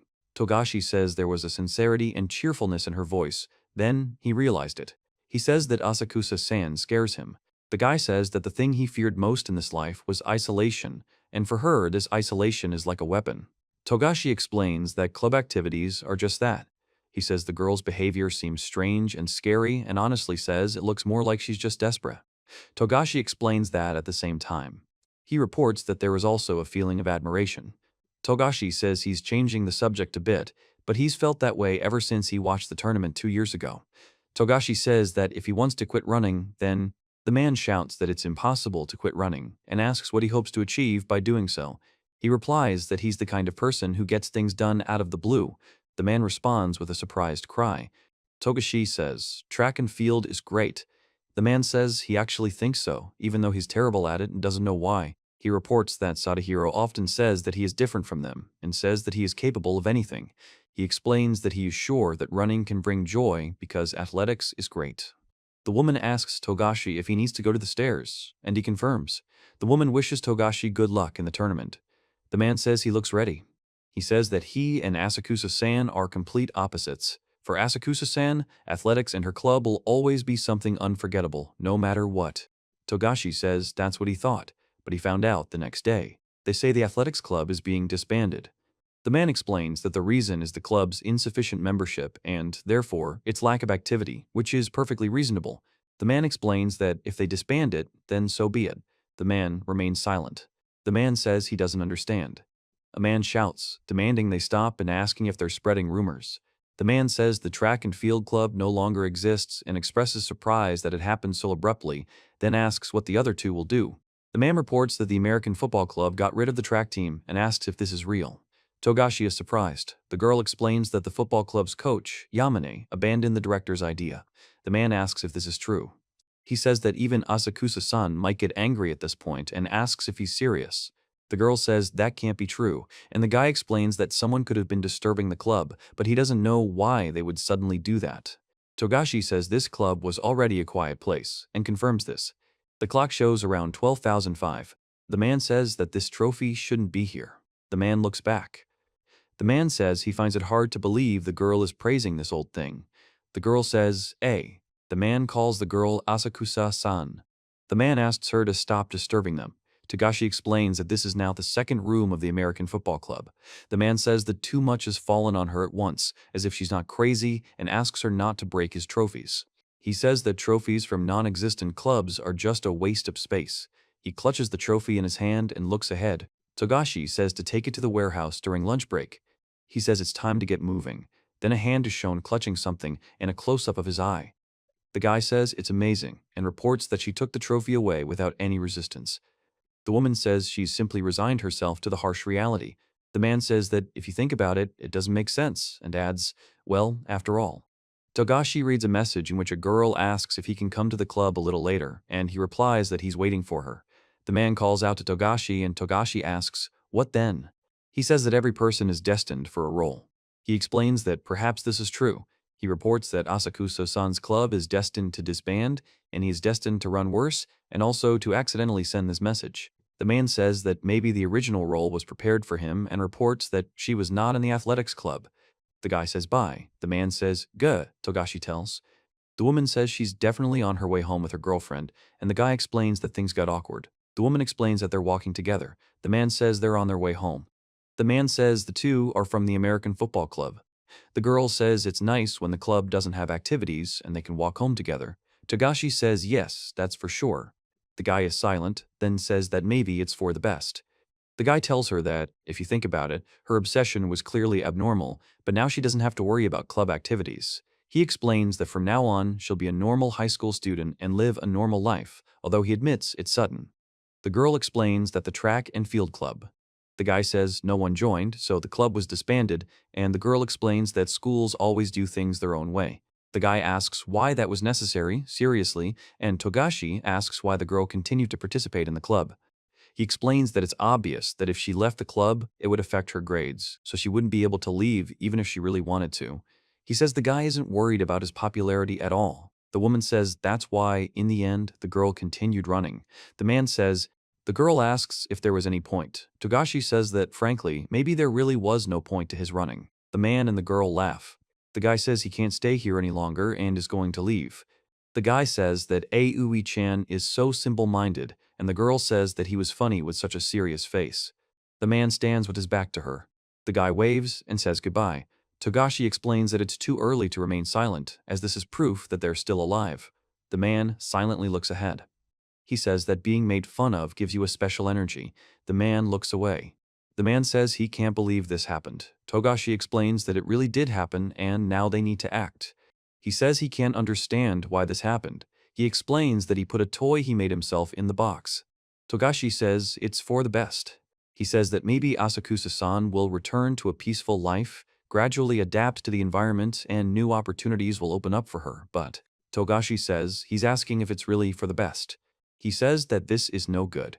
The man asks if he has the right to tell her who he is, and if he has the right to do so. The text tells her to hold her horses. Togashi says that, if anything, he ran away on his own so as not to be left alone. The man looks at Togashi, who is standing against the wall. The woman explains that legs are needed precisely to be recognized and accepted, because when you run from your anxiety, you feel calmer in your soul, and everything is simple. He says that yes, well. Togashi says he's already lost this ability and now has only one option left. He explains that if he doesn't want to be alone, he must join the American football club. Togashi explains that this thread is his only chance to escape this hell, his last safe hold, and advises him to grab onto it. The man says that's true, but adds doubt. He says it's cool. Togashi says that if he never hears that voice again, it will be a defeat. He explains that this is the fate of those who allow passion to take hold, and it will be better this way. The man says he always agrees with him and confirms it. He says it's true. The man explains that he's not Komiya-kun at all. He says the man is himself. Togashi says he's missing something, and adds that it's an important point. He says that the man says it's great. Togashi says he's the main character and cool. The man explains that the man says that he eyed a stage. Togashi says he can become even faster. He says that it is up to him to decide and explains that he is fast. The man says not to think about what will happen after defeat and that he will not lose. The man stands against the wall in the shadows. Togashi says so what? He says that if this situation evoked feelings in him, a man stands at the entrance to an underground passage. Togashi says that if his legs weren't meant for running, but for fighting. A man stands at the entrance to a building. He says that if he didn't care that he would be left alone, the man stands with his head down. The guy says he thinks about what he would do. The man says he can't go back because his mother is there, and he doesn't want to see her like this. He explains that he must now move forward, despite the fear and uncertainty. Togashi says his name. He says he wants to race. Togashi says of course he does. The man slaps something, which begins to disintegrate into pixels. He says that there is nothing in this world that cannot be understood. Togashi reports that he is ready. He says he's an ankun. The man is surprised and asks what that means. Togashi says that it made sense and then starts to speak but is interrupted by a sound. The man says it can't be that everything the girl ran was in vain. The girl explains that running can change the world. The guy asks her to pass the baton to him and join the track and field club. The girl says she's asking. The guy says Togashi will come after all, and the other guy confirms, saying it was even easier than he thought. The man explains that Togashi might not become a key player, but at least he'll be the team's mascot, and laughs. Togashi says he'll stop by the club after school today. The man says that they were waiting for him and greets him. He says his name. The man turns to Torikawa-senpai and says he's come to talk about two things. Togashi asks which ones.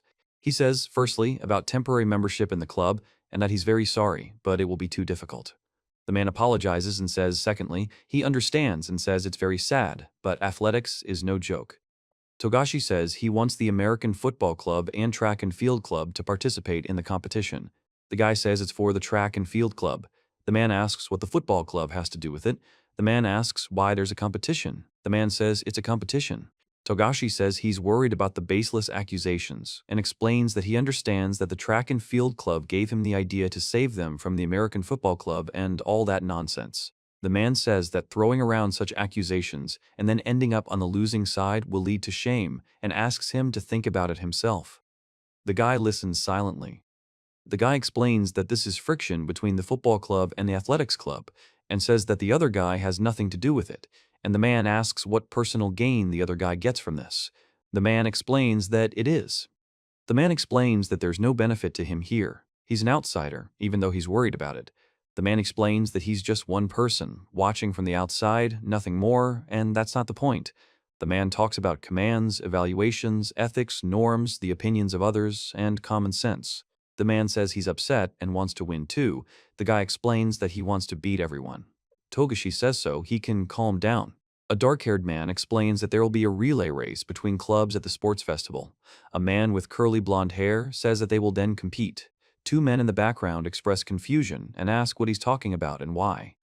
The man informs that this year the festival is being held in May, earlier than usual, and says they'll sort it out quickly, without any delays. The man reiterates that it's understandable. The character says that it sounds interesting. The guy says that they usually don't agree to this. Then he says, well, the man says they have no reason to seriously participate in the relay, and that goes without saying. The man looks ahead. A guy says he can't influence an American football club. A man asks if he can single-handedly destroy an American football club. The man says he and another man agreed, and someone calls that very impudent. The man says this. The man says they can't afford to lose a single soldier because they only have 3. The guy says that if they lose one, they won't be able to complete the mission. The man explains that if anyone dies, the mission will fail. The man explains that this is the problem and asks to look here, please. Togashi looks at something in surprise. The man shows the phone to the two guys. He explains that the video shows Sadahiro from the track and field club being attacked and smoked. The guy with the phone says he deliberately cut to the worst parts for added impact, and says he knows they're making jokes like that. The man with curly hair says it's an assault, while the man with short hair and the man with spiky hair explain it's not. Togashi says that the tournament directors seem to have already warned them and that there won't be a next time, or something like that. He also says that he's heard that their American football club is strong but constantly gets into trouble. The man says he's a coon. The man explains this with some difficulty. The guy asks if Togashi really thinks this will change anything and wonders if it's possible to destroy them this way. Togashi replies that, frankly, he doesn't think so. He says that even if any of this comes to light, nothing will fundamentally change. He says the situation won't improve and everything will return to normal. The man says he will ruin this season completely. The man says that as an apology for the sudden request, he'll give them a head start, explaining that the track and field club has a clear advantage in the relay. Togashi says that's understandable. The man explains that instead of 8 people running 800 meters, 3 of them will run 800 meters. Togashi announces that these are all the conditions for the competition and says that they will see each other in a month at the sports festival. Then a rustling sound is heard. The man announces that there will be an exam today and explains that all tasks must be completed to pass. The man explains that the exam will be held in several stages and warns against underestimating the difficulty of the tasks. The guy says they have a problem, the man asks if it's serious, and the guy tries to get the man's attention by saying, "Hey." The man in glasses asks Togashi if he really wants to join the club and confirms that he is the one. Togashi says he is serious and confirms his desire. The man says that a decision had already been made to disband the club, but he's already resolved the issue. The man with short dark hair says that when he promised the director he'd participate in the tournament as a member of the school's track and field club, the director immediately rescinded his decision and showed him a document with the director's signature. The guy with Togashi says he wants to give him the club captain's address. The man says he will need people. The man says, The man says that's fine, but the student hasn't been to school in a while and asks if Togashi knows about it. Togashi explains that he's going to go see him himself. The man says, I understand. Togashi says that he'll gather everyone together now and thinks it's excellent. The man says thank you very much and hands over a folder with documents. He notices this with surprise. The guy asks if this is the captain of the club. The man answers in the affirmative. The guy asks what he is doing at this school. The man explains that Togashi is the department head, the woman is the deputy department head, and the boy is the accountant. The man explains that each of them has an address and phone number listed.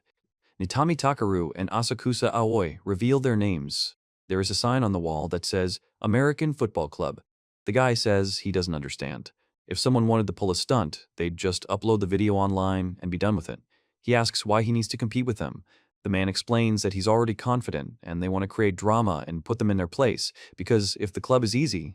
On the right, a man says they're being underestimated and calls for the opponents to be split in 2. He says their team is national level and suggests they take action. On the left, a man shouts. The guy says he's the club captain. The man asks what all the noise is about. The man says they've already been told not to cause trouble and warns them they won't get away with it next time. Togashi explains they've got a problem here, confirming it with a sound. The man and Togashi remain silent, looking at each other. He says he can't just let this man go because he suddenly started threatening him out of spite. The man says he understands this and confirms the seriousness of the situation. Togashi says they're going to apologize. He says it's their own fault and orders them to apologize immediately. The blonde man expresses bewilderment. The guy says he's not going anywhere.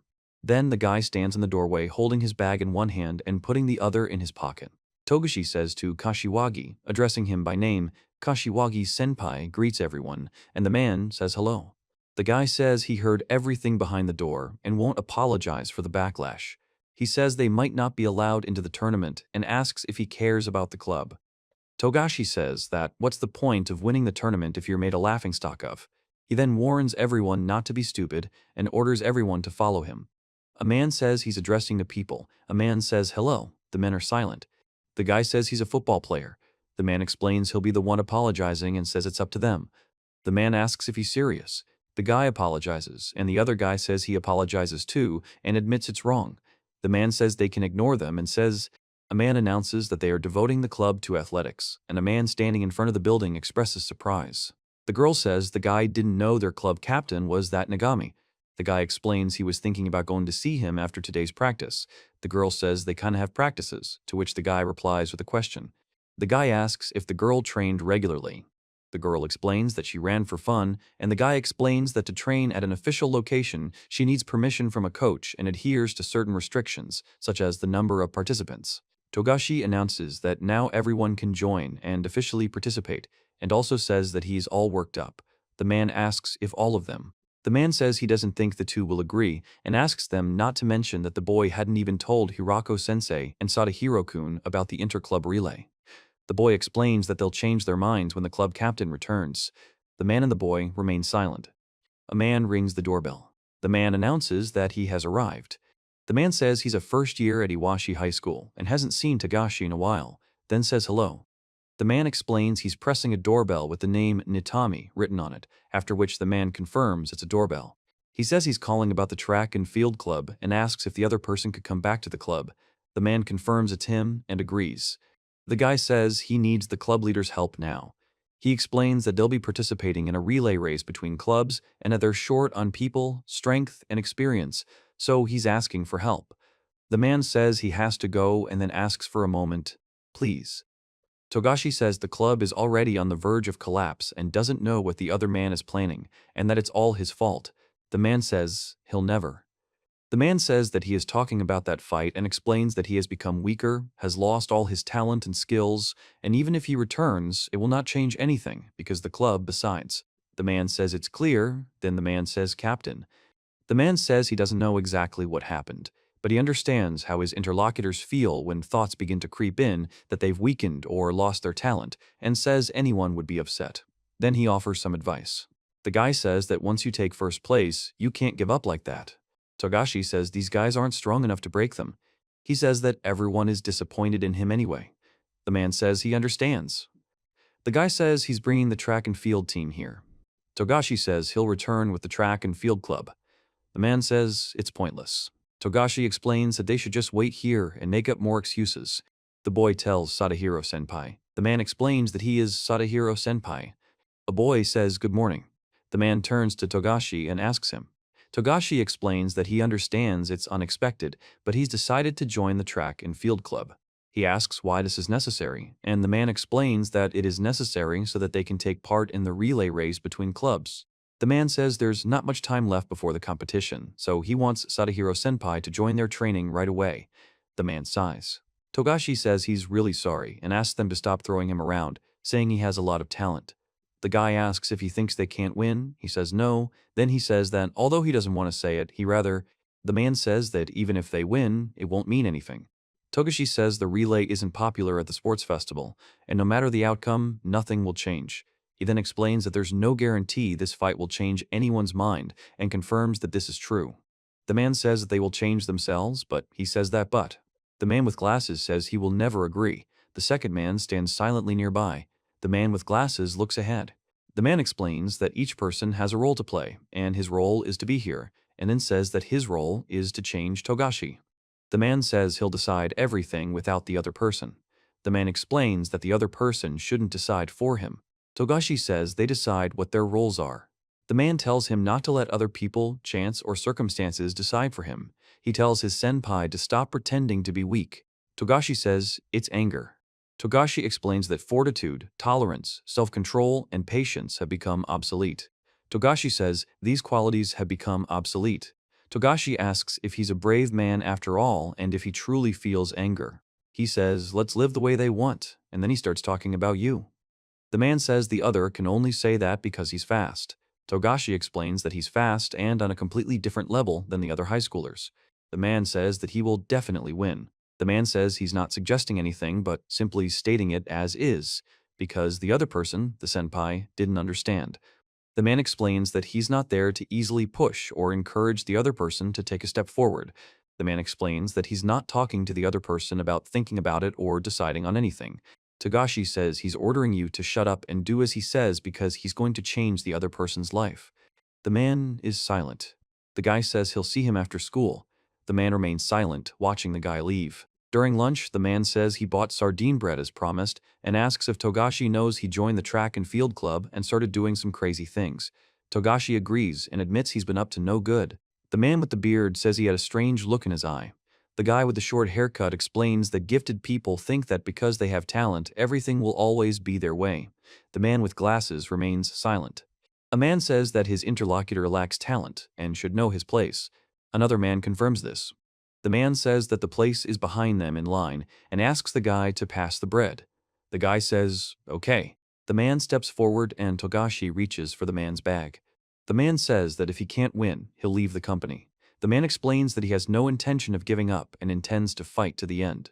The boy says he doesn't understand what's going on. The man explains he's running away. The man explains that it's called distance. The guy says, ugh, and clenches his fist, shaking.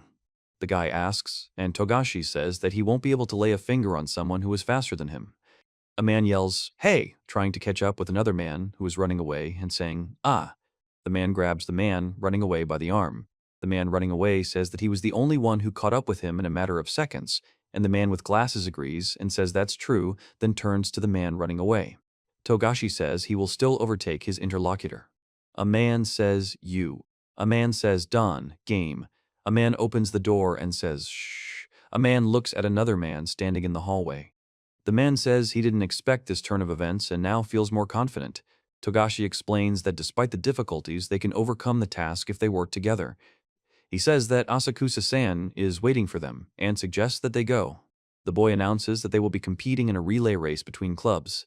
The man explains this by raising his hand. Togashi remains silent. He says that if he loses, he will drag everyone else down with him and that he cannot be a burden to them. The man remains silent. Togashi explains that his opponents are from a strong soccer team and asks him to think carefully, but also says he can win. The woman on the right says that Togashi has improved his time significantly over the past few months.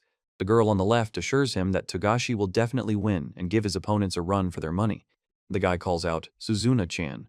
Suzuna says it's her last tournament. The man says it's his last tournament. The woman explains that she was only performing so-so in her second year of middle school, not as fast as Aoi, and says she's not at all confident. Togashi explains that the woman trained diligently for 3 years and that even her teacher praised her. He explains that he only does track and field because his girlfriend invited him, and says that he loves track and field the most. The girlfriend says she's been training a lot and he agrees. Togashi says he's year marks and Seth. The girl says she gave it her all and thanks him for coming. The guy says that Suzuna-chan won't be doing track and field in high school. The girl asks why. The guy explains that it's because. Togashi says he can't win anyway. The woman says it didn't work out this time, but they still have all of high school ahead of them, and there will be a next time, she says. The man says that can't be, and asks what will happen next. The woman explains that if they win next time.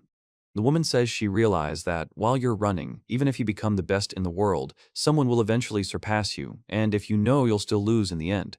The woman says that even if you train as hard as you can, it's still useless. The man replies, Aoi-chan. The woman remains silent. The man thanks her. The girl says that the track and field club has been restored and congratulates her on this, to which the other girl replies, thank God, and asks. The girl says that Togashi probably keeps doing this, not even knowing how it will end, and confirms this with the word, uh-huh. Togashi responds in kind. He says he didn't really like running. The girl says it's good that he does it. The man says this is the place where he lived as a child. He explains that here he first saw the person who changed his life. Togashi says that he can't win anyway. You'll still lose in the end. Even if you train as hard as you can, it's still useless. And it's still useless. He says that if you can't win, then why train? The man on the right asks if the girl has finished her workout. Togashi tells Sadahiro that from now on, he will train with him again and asks him to forgive him for taking a break. Sadahiro addresses Togashi by name. He says that maybe they started too late. The man asks if he thinks they can win if they start training now. He says that for now, they will focus on training. Togashi says he'll get to know them a little better, and the man confirms. Togashi agrees. Togashi remains silent. He says that they will then go to Hidako-sensei. He reports that the official activities of the track and field club are resuming. Togashi says no. The man asks if it's possible. A guy asks if he can't work out on the playground, in the gym, or in the weight room. He says no. The guy turns to her and asks why. She laughs and remains silent. The guy says he applied for the use last week. The man says, well, well, well. The guy explains that they are not allowed to use the school premises. The man reports that the American club's coach said they've already occupied the premises, adding that they're also going through a very stressful time, and the American football club is the face of their school. The man explains that he's handed the matter over to the appropriate authorities and asks them to calm down, to which the boy asks what the deal is. Togashi says they haven't really used these rooms yet. The guy says that's impossible. Togashi explains that it's because of them that all the track and field club members need to move over. The man explains that there's a park nearby, an ideal place for training, and asks them to listen to him. Then he asks them to be adults. The boy is silent, the man says he understands, and the two men leave. The man thanks them for the invitation. Togashi touches his glasses and sighs heavily. The man asks Hirako-sensei if he clearly refused them. The man hopes to continue working with the American Football Club and explains that even if he's fired from his physics teaching position, he might still be hired on as a part-timer. Another man asks Goto-sensei to stop, saying he doesn't understand what's going on. A man says he's seen him never argue with anyone, he's already in his 30s, and he still has no backbone. It's as if it doesn't exist. Another man explains that this is an exaggeration. A man says he's a good fit for the athletics club coach, but neither he nor the club give a damn about the school. The guy asks what the man said, who explains that he said nothing. The man says that he constantly mutters something under his breath. A man reports that there are people in the park who are not following the rules. He explains that without punishing the violators, order will not be restored. The man says he will maintain order and will not allow lawlessness. A guy announces that he's going to run today. The man explains that it's good for your health. The girl says that she'll sit and watch. The man says yes, then states that he is well suited to be the athletics club's mentor, but the school doesn't need him or the club. The man says that rehabilitation is slow so far, and Togashi agrees. The man explains that he needs to tighten his heels more. He says that the moment of inertia needs to be reduced to increase the angular acceleration. The man addresses him as Hirako-sensei. The guy asks why the man suddenly came with advice. The man explains that he once studied the scientific side of sports. The man says that the guy works hard, even though it's not easy for him. The man says that he himself knows what the situation is like at school, and explains that if the other person had kept a lower profile, he wouldn't have had to deal with so many problems. The guy says that both options are bad, but bias is better than indifference, and that it is more effective. The man says he'll keep going. The man explains he doesn't understand. The guy asks her to wait for him. The guy says that they could really use a physics teacher and asks if they could give him any other advice. Togashi says that's not what he meant. The man asks how exactly.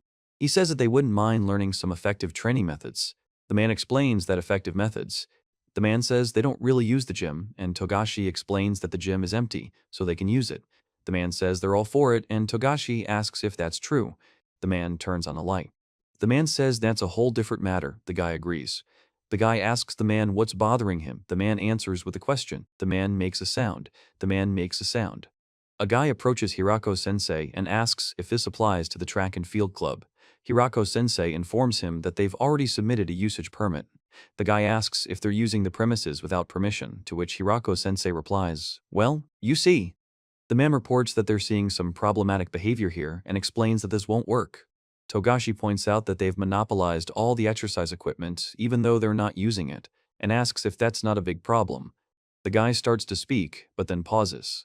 The man says, "Listen up. Has anyone from the school even spoken out against this?" He asks to look at the teacher before yelling. The guy turns to Hirako-sensei. The man says he's silent, which means he knows he's to blame. The man explains that trouble is constantly being caused in the yard and asks them to stop it. The man says he's disturbing the serious students. The man says he should tell the truth. Togashi says that they are of no use to anyone here. The boy asks Hirako-sensei to say something, and Hirako-sensei says he has something to say and starts to speak, but stumbles. The man puts his hand on Hirako-sensei's shoulder. The man says to shut up. The guy on the right says he can't believe Togashi did this and says it's impossible. The guy on the left expresses surprise. Togashi on the bottom left is silent. The boy asks Hirako-sensei how he's acting. Hirako-sensei explains that he knows it's rude, but he's doing it out of desperation, and that using the premises without permission is a serious violation, to the point of having to write an explanatory note, and that he'll become an outcast in. The man says he has decided to do meaningful work. The boy tells the sensei that he is calling him. The man explains that The man says he has made arrangements to use the school facilities. The man asks if this is true. The guy thanks them very much. The man says they are now ready and notes this as excellent. Togashi says they won't delay and will go straight away. The guy asks if they're going to the playground. The man with glasses asks if they're going to the gym. He says they're going to visit. There's a sign on the door that says, Nitami. Togashi and the three men walk forward. Togashi thanks them for waiting and announces that they've arrived. A man asks if Nitami has a minute. Nitami's name is written on the door. There's a knock on the door. The door opens, and a man announces that they haven't seen each other in a while. Togashi identifies the man as Captain Nagami. The man is silent. Togashi reveals that he was once a treadmill genius. First he says that his talent has exhausted itself, and then he talks about it. Nagami reveals that his name is Nagami. Togashi says that this is a prologue and an opening ceremony, and also says that his life has not been changed by some 100 meters. In his third year of high school, he suffers a serious injury and misses an entire year entering high school. He decides to start over and enrolls in a little-known school his father once attended. Togashi says that his father, a former sprinter for the Japanese national team, was his coach, and as long as he does what his father says, everything will be fine. He went to this school on his father's advice. The man reports that as soon as he entered, he became something of a celebrity, and a month later, all he had to do was say right and everyone would turn right. A man reports that he was able to stop bullying in his class with just one word, without even realizing it. Togashi says, the man says he's completely lost it and started playing the hero. The text message states that every day goes by without a hitch, thanks to track and field. The man reports that he had only one thing on his mind, but at the time. The man reports that his legs have definitely slowed down since his injury and that he needs to rehabilitate as quickly as possible before anyone notices. Togashi explains that he had a separate training schedule, and in addition to being a member of the club, his father coached him outside of class. He says that when you try to focus on the brain, it doesn't immediately transmit signals to the body and warns against listening to the signal gun. The man explains that the body should react reflexively and speaks again, confirming. He remains silent. The man says, "Whew." Togashi reports that he trained as hard as he could and practiced without any distractions. He reports that despite daily work, the results did not improve. Togashi reports that his invincibility was gradually fading and his talent was turning into mediocrity. Confidence turned into anxiety. The man says to stop acting like a child and that the other person just wants to give up. The man asks if it's anxiety. A man with an eye patch explains that if a person gives up once, they will give up again and again. A man with a beard says that in our world, you can allow yourself anything, just don't give up. As a result, in his first year of high school, Togashi reports that he only made it to the qualifying round of the Tokyo tournament. He says that no matter how much he trained, no matter how much effort he put in, and no matter how many emotions he experienced, this degradation could no longer be stopped. Togashi says he was already in his second year before he knew it, and he was yearning for salvation. He explains that he wanted anything that could save him.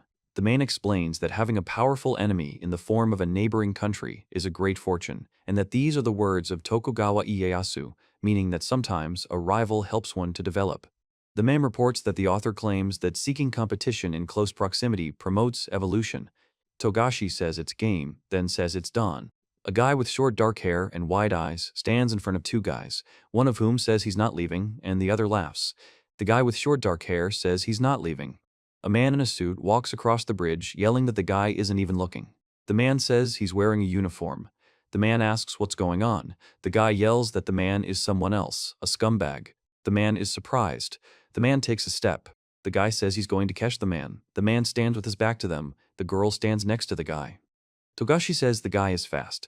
The guy yells where he ran off to and orders the other guy to stop. The guy says it's all because of another guy. The man runs away.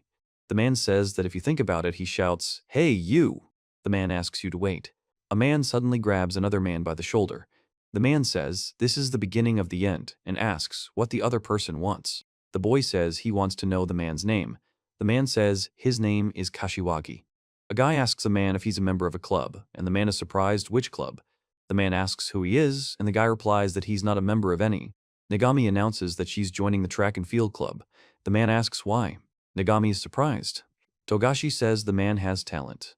He says that Kashiwagi was a genius. He thought that this genius would save him, and calls his competitor an evolution. The very next day, Kashiwagi began participating in training. Togashi reports a time of 12.13 seconds, which is pretty cool for the first week. Then he says 11.75 seconds is awesome. Then he notes 11.35 seconds and says, "Oh, awesome." Finally, he reports 11.21 seconds. The guy says he's never done track and field before, and the man says it's cool. The crowd laughs and says it's cool. Togashi says he always wanted to get home early, so he ran every day. He explains that he always went straight home after school. A man suggests going out for some meat pies after training. He says he's all for it. Another man says it looks like they'll make it. Togashi says that in this world, people can't live alone, and explains that even if a person wants to be alone, they are still surrounded by others. The man explains that loneliness is an illusion, and explains that everyone is connected to each other, even if they don't notice. He says that he trained but became slower, and that he became faster without any training.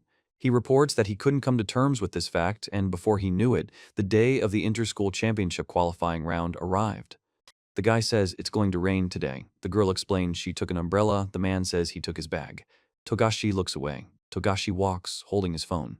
The man says, "Nigami senpai." The woman says she can't go to the club today because she has things to do. The man explains that he's also busy and can't go. The guy says they can meet another time. The woman says that this day has come. The man asks to take something. Togashi says it's for him, and the man tells him to give it his all. The woman says yes. The man with glasses asks if they don't like it, and the man with short dark hair explains no and asks why him. The man says athletes like them are the heroes of their generation. Togashi says they are proud of them. The man says that if he can't win, he will die, and states that he has no intention of dying. The man says thank you and announces that he will win today. The man says he simply has to win. To be honest, Togashi has reached his limit, but the guy says that he still didn't give up and decided that he couldn't. It was reported that the 12th group of the qualifying round of the 3rd division of the Tokyo tournament. Togashi says that Kashiwagi was on the next lane that day. It is reported that a flare gun shot is about to sound, which will change fate forever. The image shows hands placed on a surface, without text or speech. A man announces that he won't be able to compete this year due to an injury. The next man explains that despite this, the team must continue training and prepare for next season. A third man explains that supporting each other will help them overcome challenges and achieve success. Togashi announces attention. Togashi is preparing to start the race. He says something rustles. Then he reports that something twitches and clicks. In the last frame, he expresses surprise. A man reports that the 4th lane is a warning. Gunshots are heard. The guy says yes and explains that a yellow card is a bad thing and will be followed by a disqualification. Togashi talks about disqualification, repeating the word several times, then explains that there was a shift of 1 centimeter and a second of delay, after which he says that the next such moment will come only in a year.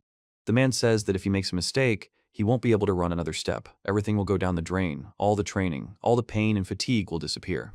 The man declares that he won't go anywhere like this and repeats, "Damn." Togashi begs for this moment, explains that this is all that connects him to the world around him, and without this moment he will simply disappear. He says that he will disappear and evaporate, and then he calls attention. 4 men take the starting position for a run. The sound of the start signals the start of the race. Togashi says, when will this shot happen?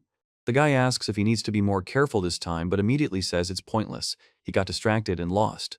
Then he asks how many seconds have passed and says, well then, From right to right, top to bottom, the man concentrates trying to catch the moment of the shot, asks. The boy says it's too late and asks when the starting signal will be. The man explains that when the signal is given, he will lose. The man repeats that when the signal is given, he will lose. The man says the word when. The man says the word when again. Togashi says tugging. The man reports a rustling sound when grasping the door handle. The man stares wide-eyed. The sound of the impact captures the moment. The man reports that he has been disqualified. Kashiwagi reports that he came first in the race. The man says he's disappointed. The man says his father is gone, and with that, Togashi says this run changed the entire world around him. He says everyone abandoned him and he lost his value. The man explains that this is what happens when you fail miserably and explains that it's a completely natural outcome. He explains that he didn't give up or let failure get him down and decided to support the victorious Kashiwagi. A man announces that he is leaving the athletics club. The boy says he was invited to join the American football club and realized this option at school was much better. The man says that can't be, since they have tournaments coming up and things have only gotten better. Turning to the boy, the man expresses bewilderment. The man tells me not to bother him and to move more slowly. The man says goodbye. Togashi looks ahead silently. The American Football Club began to despise him for his previous behavior, and even the track and field club began to hate him. After losing the relay race at the sports festival, club members began leaving one by one. It is reported that only 3 remain. A man opens a locker. A sign on the door reads, Track and Field Club. The last panel depicts a sky with clouds. The man says it's all his fault, and the club didn't accept him from the start. The man explains it's all his fault and names the club.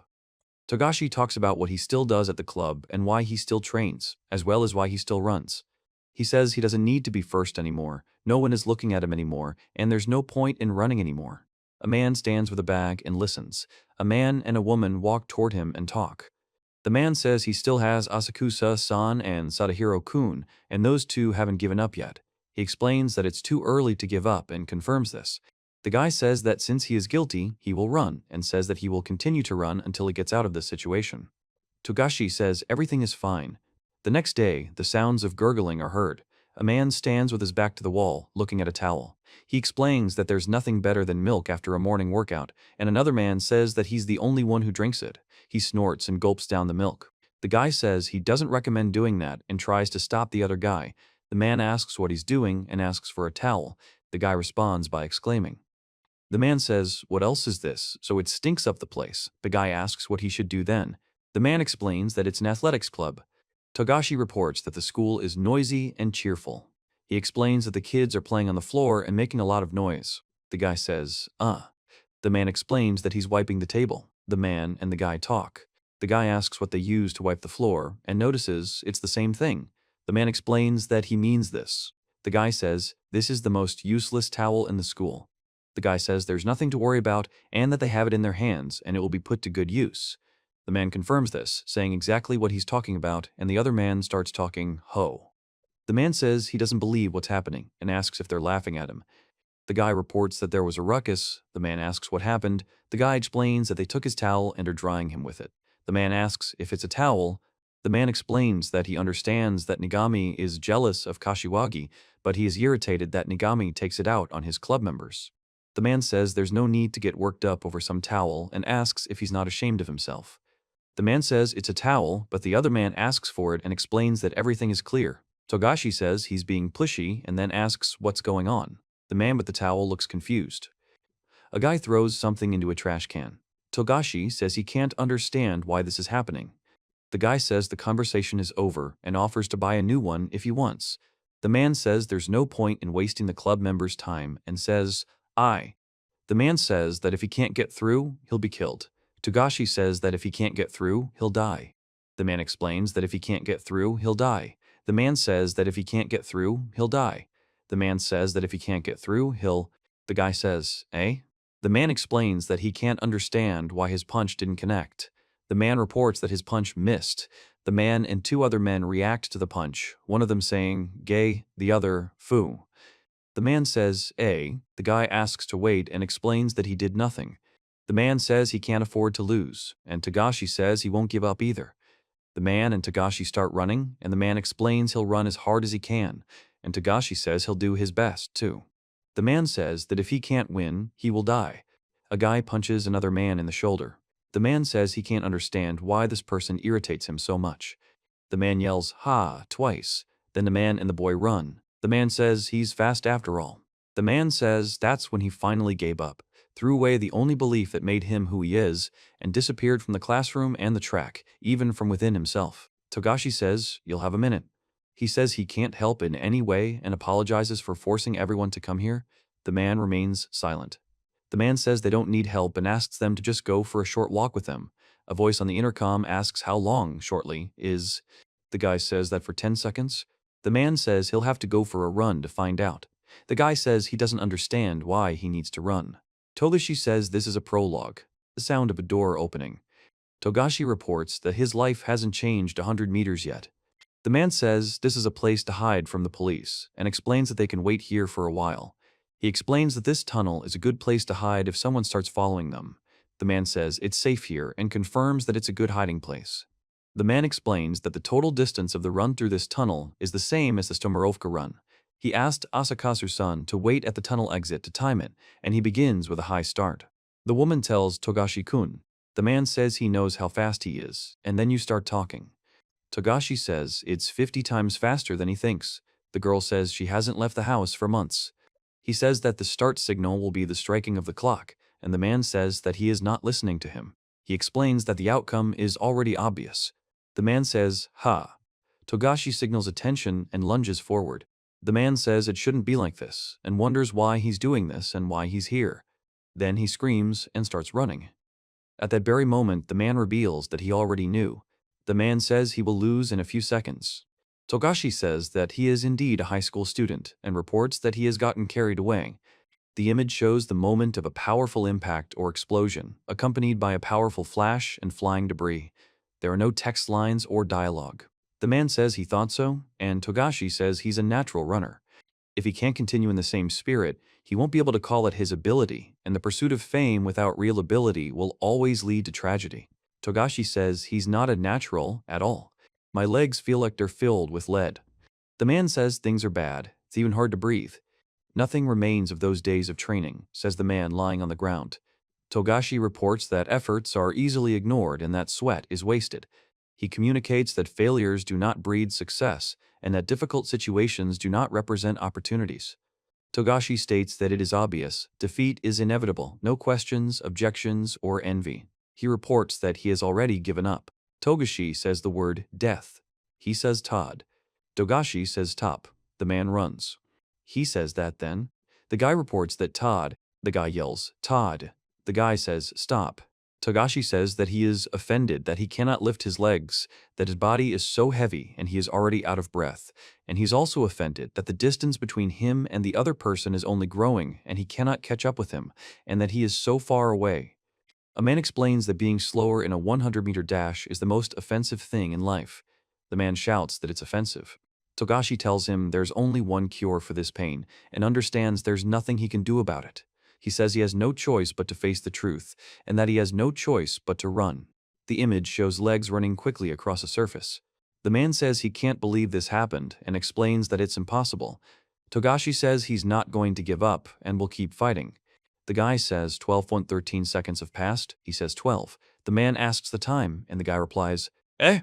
The woman says it's only been a couple of months, and already 12 seconds. Then she explains that it's worse than ever, and too slow. She repeats that it's slow and too slow. Togashi says, okay. A man and a woman stand next to each other, the man looking at the other man. He says he will return to the athletics club. Togashi says it was a good day. The man says tomorrow will be a good day too. The captain of the Nagami club returned to school the next day. Rumors spread throughout the school that the track and field club and the American football club would face off. Everyone was ready for the relay race. The first athlete, Asakusa-san, reports running 100 meters. The second athlete, Sadahiro-kun, reports running 100 meters as well. Togashi identifies himself as the third athlete and reports running 300 meters. The man says he's fourth and ran. The man says that they will run the 800 meters in this order in the relay. Togashi says that, frankly, given their club's current strength, the race won't be easy, but they have a chance of winning. He then announces that first, they'll discuss endurance.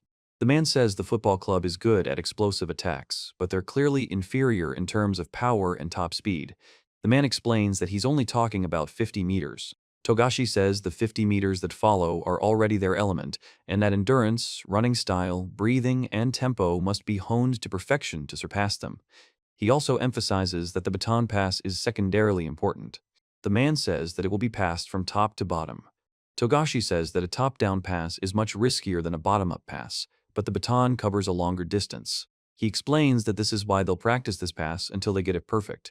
He adds that this pass is hard to see and there's a risk of missing it.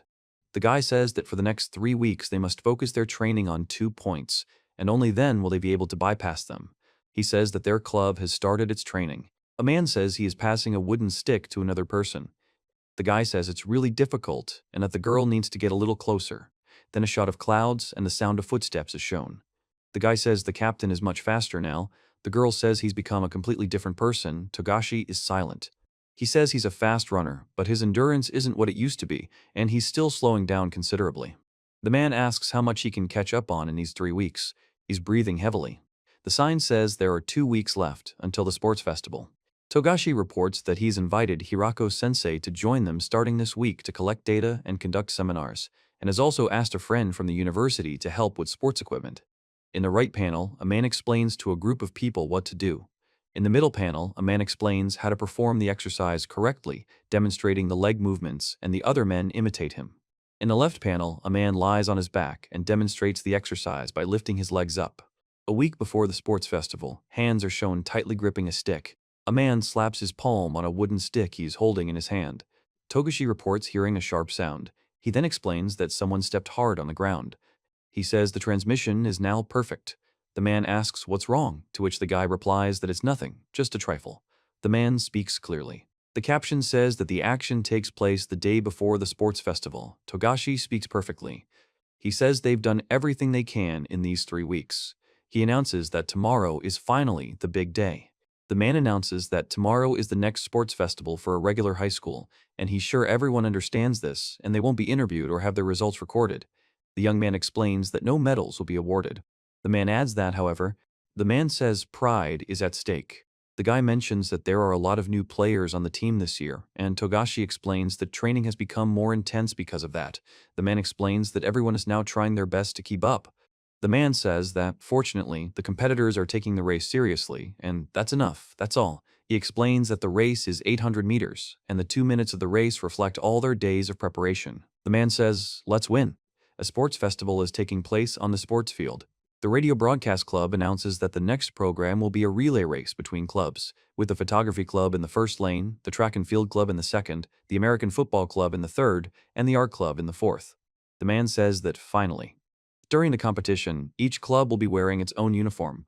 Togashi explains that the football club usually runs in protective gear, but this year they're wearing t-shirts. The man says that the whole point is to make the running easier.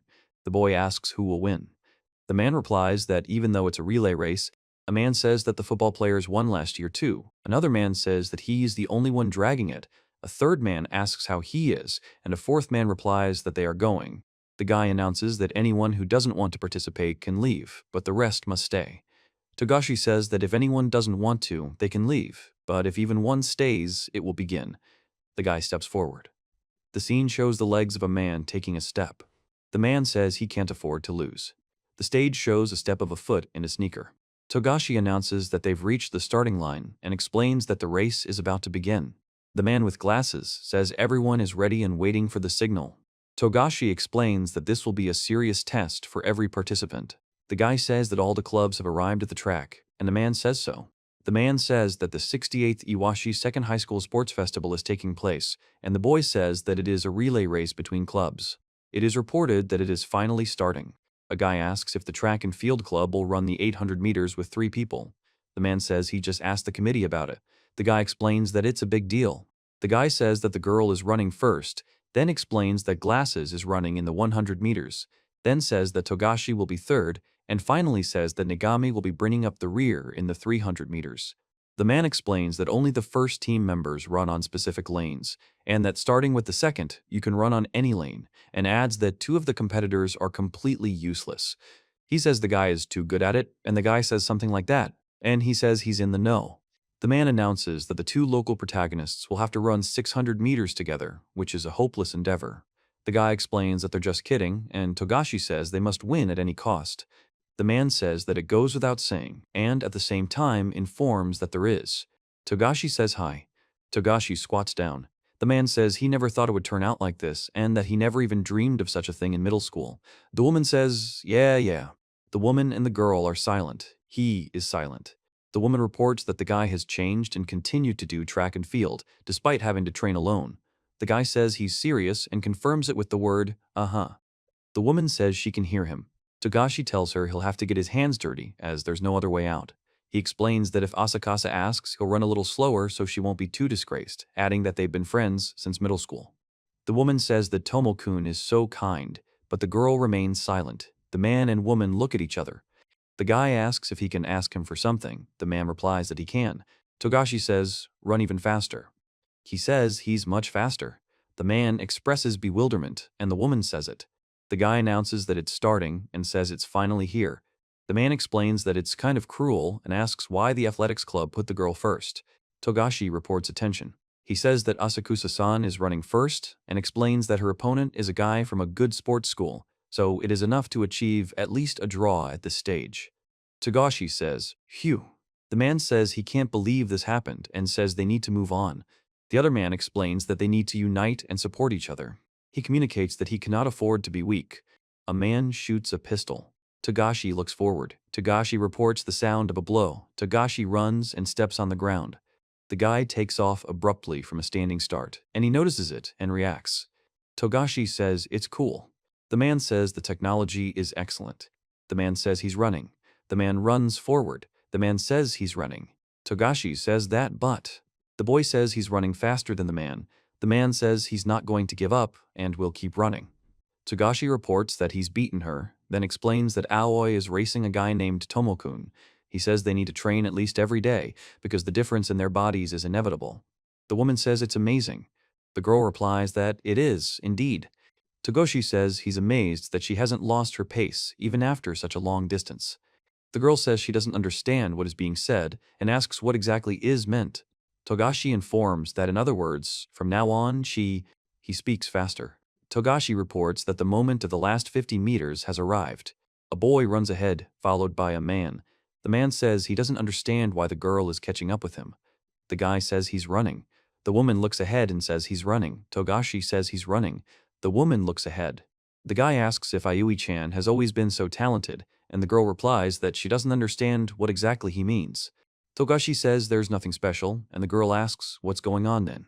The woman says she trained alone a lot, and every day. The man reports that she won due to a very simple difference. Togashi reports that they have a meter lead, which is quite good. The man says that's great and that she's overtaken him. The girl remains silent. The man says that there is very little distance left to the transfer zone and that the same distance must be maintained, and then says that the main thing now is not to make a mistake when passing. Togashi says he can't afford to lose because it would mean he wouldn't be able to get into university. He says he can't believe it happened. He says everything will change now. Shown are legs taking a step and a hand tightly gripping a baton. Togashi grabs the guy's hand and passes him the baton. He says, "Great." The man says, "We haven't lost it," and go ahead. The man and two guys run. Togashi runs with concentration, holding the baton in his hand. The man announces that the track and field club has completed the baton pass and they are in the lead. He starts running. The man watches the action. The man asks if Togashi is running too slowly, and Togashi says that things are bad. The man with glasses explains the situation, and the three men react, one of them saying, the man says that the centrifugal force on the turn caused him to tilt his head. The guy says that's it. He explains that he made a mistake, and the man says, fine. A guy says he's running faster than another guy. The other guy explains he can't keep up. Togashi says that while he is saved by the 2 seconds of advantage that Asakusa-san gave them, and that nothing can be done about it, the question is how long he can hold out. The guy says it's pointless trying to catch up with his rival. He says that even though Asakusa-san won her leg, he can't catch the leader. Togashi is firmly confident in himself. Hirako-sensei actually helped them, and the captain returned to them. He tells what he is like. The man says he is running, and the boy explains that he is also running, holding a relay baton in his hand. Togashi says that the distance between them is growing, and at the same time says, oh shit. The man says that he is of no use after all, and that he is completely powerless. Togashi says he hates himself for being like this. He says that this time he can't afford to make a mistake. Togashi says yes, Hako. He says the truth is that he hates himself the most, and that's why he tries to hate himself. The man says there's a part of him that didn't leave the track and field club and asks her to remember that. Then the man explains that a part of him decided to take that step back then and that all is not lost, even for him. Togashi says he's sped up. Togashi says this while watching his opponents run. He explains that he's catching up with his opponent, and if he continues to run at the same pace, he will cut him off at the end of the turn. The man says, TC, then takes a step. The guy runs away. The man with the bandage on his head notices this and reacts with an exclamation. Togashi says he's blocking his path, and the man explains that all paths are open. He explains that if the straight passage isn't wide enough, he'll have no choice but to go around it from the other side, which will significantly reduce his speed. He talks about the passing scheme and the American football club. The man says, Togashi says it's a dead end and asks if this is the end. A man runs down the path. He says that he is powerless and will have nothing left.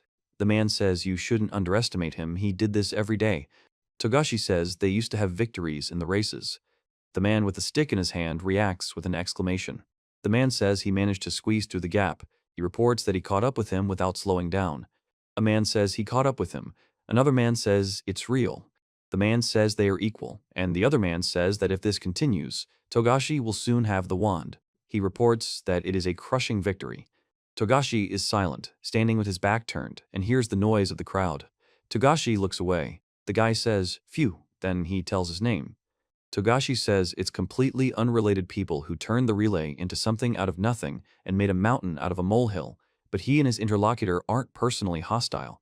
The guy explains that anything can happen and starts talking, and Togashi listens. The guy says there's no need to push himself too hard on this stupid race. The man asks if the guy always dyes his hair down to the roots. He replies that they have no reason to go out of their way. The guy reacts to the question with surprise. The guy asks if they can shave off all their bangs if they win, and says that they want to shave off all their bangs. The boy suggests running as hard as he can. Togashi asks if that will make him take the relay seriously. Togashi looks puzzled. He says, "Yeah," then says that it looks like they're about to reach them. The man listens. Togashi says, "Phew," and hangs his head down. The boy says he can't afford to lose because it would mean the end. The man and boy run towards each other. Togashi says he can't afford to lose. He clenches his fist and makes a sharp movement forward. Togashi reports that the bottle broke. The man says it was unexpected. A man and he take a wooden stick from both ends. The man says that if he can't win, it'll be over and he won't be able to play basketball anymore. Togashi says he can't let that happen. The man explains that he can't let Togashi win. Togashi says he's not going to give up. The man says, "Let's go," and starts moving. Togashi tells Todd to run. Togashi passes the baton. Todd starts running. He says he can't afford to lose because it would mean the end. He explains that if he loses, he won't be able to run anymore. The guy says you have to be fast. The man reports that there are many newcomers on the team this year and explains that they will be training together to prepare for the competition. The man explains that training will take place at the stadium and warns that the workload will be intense. The boy reports that the wind has picked up and a storm is coming soon. The man explains that they need to find shelter immediately and prepare for the storm. Togashi explains that everyone should stay together and not panic. The man on the right says he's fast. The man in the center and the man on the left are silent. The sounds of footsteps are quickly approaching. The guy leans forward sharply, trying to dodge the blow. The guy says he's already 30 meters ahead of the other guy. The man says it's a whole different level, and the guy replies, "Oh, screw it." Togashi says everything is going according to plan so far, and he'll run 300 meters with ease. Togashi reports that he's breathing heavily. He explains that Captain Nagami will most likely run fast too, but he only recently resumed training, so there is something to worry about, and the most important thing now is to give him as many advantages as possible. The guy says he's already run 100 meters. The man says it can't be. Togashi says that it really does work out to be 100 meters. The man says he still has strength, and he doesn't hesitate. He says it's excellent. The man says that if you take a step a little wider. A man reports a crunching sound when moving his leg. The guy says he doesn't understand what's going on. The sound of footsteps can be heard. Togashi says he doesn't understand what. The next panel shows footsteps accompanied by a stomping sound. He says he's in pain and asks what it is. The man makes a questioning sound, and Togashi expresses confusion. The guy says the style is kind of weird and asks why he's slowed down so much, and he says, "Is that really something else?" A man says he's in pain and makes a pained noise. Then he's shown kicking the ground. Togashi says, "What is this pain?" The guy says he passed the baton to another guy. He explains that they started running. He says that this is just the beginning. Togashi notices his opponent closing the distance. The man says Togashi is injured and orders him to stop, otherwise he'll regret it later. Togashi yells for him to stop, and the man curses. The guy tells the captain to stop. The captain says his name. The guy makes sounds of pain. He says he's never been injured before and wonders why this happened now, explaining that the pain is excruciating. The man in glasses says all is lost because the guy can't run. Another man says things are bad and turns to the man in glasses. The man tells Togashi that he needs to drop out of the race and not run any further, and Togashi simply says, "Teach." The guy says he's out and asks if he's serious, explaining that there's nothing he can do about it. He says he's out. The guy panics, repeating the word knock out. The guy says he can't run like that and curses. Togashi says that from his point of view, this is the best solution and that he shouldn't run in such pain. He says that if he continues in this way, he might find himself at a crossroads in his life. The guy says that if he continues in the same spirit, he can destroy his future, but Togashi says he can't understand why he's so worried about the situation, explaining that the feeling persists even after he's tried to distract himself. The man explains that sometimes such worries arise for no apparent reason and advises against dwelling on them. Togashi explains that he's tried. If he continues like this, maybe. The man says there are a lot of people in the area who don't want him there and that he should be careful. The man explains that if he remains quiet and doesn't attract attention, he can pass unnoticed. Togashi says he understands and is willing to follow this advice. The man explains that if, first it says that today, then it says that in this race. Togashi says that for the first time he will be glad that he escaped. The man says that if they win today, Togashi says he'll be so happy.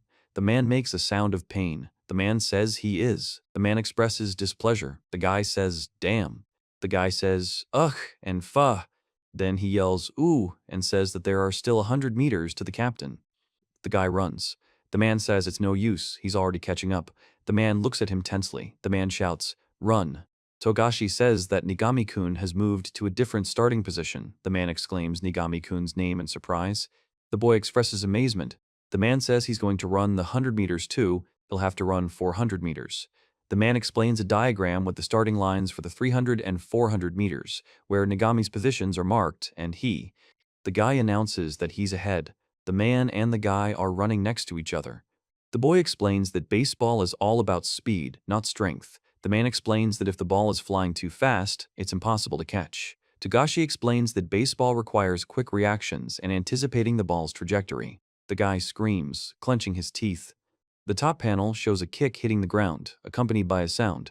The bottom panel shows a fast movement with a dust effect and a sound indicating a sudden acceleration or dash. A man announces that he is running. A guy says he can't run any faster, and another guy says he's tired too and can't run any faster. There are no speech bubbles in the image. The characters are running, passing the baton. The boy explains that the baton handoff is the most important moment in a relay race. The man explains that if the handoff fails, the team loses. The image contains no text or speech, showing only hands extended from right to left and small objects flying through the air. Togashi says he handed it over at the same time. The man pleads. The man makes a sharp motion with his hand forward. Two boys are running towards a basketball hoop. Togashi says it's good. He says that there is nothing in this world that cannot be done if one puts in the effort. He explains that if a person wants to, he can achieve anything. A guy runs, spitting out water, and a man says he'll run too. The man says that. The guy says he's fast. The man says someone at the track and field club has been dragging him the whole time, and the other man explains that everyone there is fast. The man is surprised that someone has already run 100 meters and says that can't be. The man says there are 300 meters left. Togashi says they can do it, and the man explains that it's great. The guy runs. The man reports that the speed is 150 meters, and the revs are not slowing down. He says that it is rushing too much and this is bad, and then adds that it is fast. Togashi says 400 meters is the maximum distance for anaerobic exercise, and it's not the same as 300 meters. Togashi breathes heavily. He says that the last 200 meters at this pace will be very difficult for him. The man says, phew. A guy announces that there are 200 meters left and half the distance, and another guy says that, as things stand, the track and field club will definitely win. The man breathes heavily, says phew, and keeps running. The man says that something did happen, and Togashi sighs. The guy says he can't catch up with the person running in front of him. He says, damn. The guy starts running. Togashi says that's great. The guy says he's already catching up with his opponent. The man says, ah, he exhales and says, phew. The man says he's out of shape because he hasn't worked out for months, and he knew it. Togashi reports that he ran 200 and 130 meters, and at this rate he should be good for another 50. He says he's shocked and swears. Then he runs away. Togashi says his strength is running out. The man says he. The man clenches his fist and says that. Togashi reports that he still has some tenacity left. A man says he notices something, and he turns around abruptly. The man says, TC. Togashi says he's caught up with him. The guy says to give it his all. The guy says no need. Togashi explains that if you start running, it's as if you're still full of energy. The man says, phew, twice. He counts 280, 285, then makes a sound of effort. Togashi says he can't breathe, and if he opens his mouth now, he'll vomit. He counts to 295, and the man counts to 297. The man announces the last 100 meters. Togashi says 300, then a foot is shown taking a step. Togashi runs, and another man's hand holds the relay bar. The man says he can't afford to lose because it would mean the end for him. He says he's not going to give up and will fight to the end. The man says he can't believe this happened. Togashi says the situation is out of control and they need to act quickly. The man announces that he has arrived. The guy runs at high speed, creating a whirlwind around himself. Togashi, the man, and another man express surprise. Togashi and the boy also express surprise. The man, the boy, and another man express surprise. The guy says he doesn't know who it is, and he says it hesitantly. The sound of stomping quickly approaches. First, there's the sound of feet stamping. Then Togashi says he makes completely different sounds. The guy runs ahead, and he follows him. Togashi says he's immediately ahead. The other guys shout forward, "Kashiwagi senpai," and say things like this. The man says, "Your mother." He says, "Your mother." The man says, "Your mother" again. The man says it's powerful and exciting. Togashi says he is talented and stunning. The man says it's just like back then. Togashi says he's losing on all counts and breathes heavily. The man says his legs are at their limit. The man says there are only 70 meters left and only a few seconds left, and asks his mother to hold on. The man explains that this is his persistence and asks, "Is that all?" The man says that once a person gives up once, he will give up again and again. The man says he can't believe this happened, and says he doesn't know what to do next. Togashi explains that he gave up, and that's why things happened the way they did. He says this is his punishment. Togashi says he can't let himself die because he wants to live. The man explains that he can't die because he wants to live. He says this is how it happens, and the man says the same thing. The man says he can't believe Togashi gave up so quickly and explains that if he doesn't give up, he can win. Togashi says he can't continue and asks not to force him. He says that he can no longer return to the time when he did not give up for the first time and adds that Togashi says he can't believe what's happening. He reports that he is exhausted. It is said that this is the end of my persistence. Togashi runs, stepping on the ground, and says that from now on, lowering his hands will push him forward. He says, "Push harder." The man, the boy, and the other man express surprise. On the top right, it says that broken bones become stronger. Then it says that torn muscles become larger and that one day he gave up. On the left, Togashi says he became even more stubborn. The man says he shouldn't have had any strength left. The man runs. He says there are still 10 meters left. A man screams, "Woo!" The guy says he failed and at the same time encourages him to push himself. The guy tells me to push harder and says he's given up everything. The guy says he needs to push himself and admits he's been lazy. He explains that he'll let all of this push him forward. Togashi says he's going to meet that back. The man says that in order for him to... The guy reports that he has achieved it at the same time as Togashi, who is also striving for the goal. The boy says he's having trouble breathing, and the man says he's having trouble breathing too. The man says someone won, the guy asks who, and the other man says, The guy is silent. The guy says they beat the track and field club. The guy says, "It's awesome." Togashi says the track and field club crossed the finish line earlier, literally by a split second. He says that from his side, everything was clearly visible. The athletic club won, and confirms this, reporting that he saw it too. The man asks if he's serious. The scene depicts clenched fists hitting something with force. The man says he did it.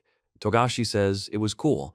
The man explains he was able to do it thanks to training. The man says he can't believe it happened and explains there was nothing he could have done. Togashi says he has no intention of giving up and intends to keep fighting despite the difficulties. The sounds of screaming can be heard in the background of the building. A school building is depicted against the night sky. Togashi reports that this was sometime in May. The right panel depicts a tree. The middle panel shows a slope with grass and trees in the background. The left panel depicts a sky with clouds. There is no text.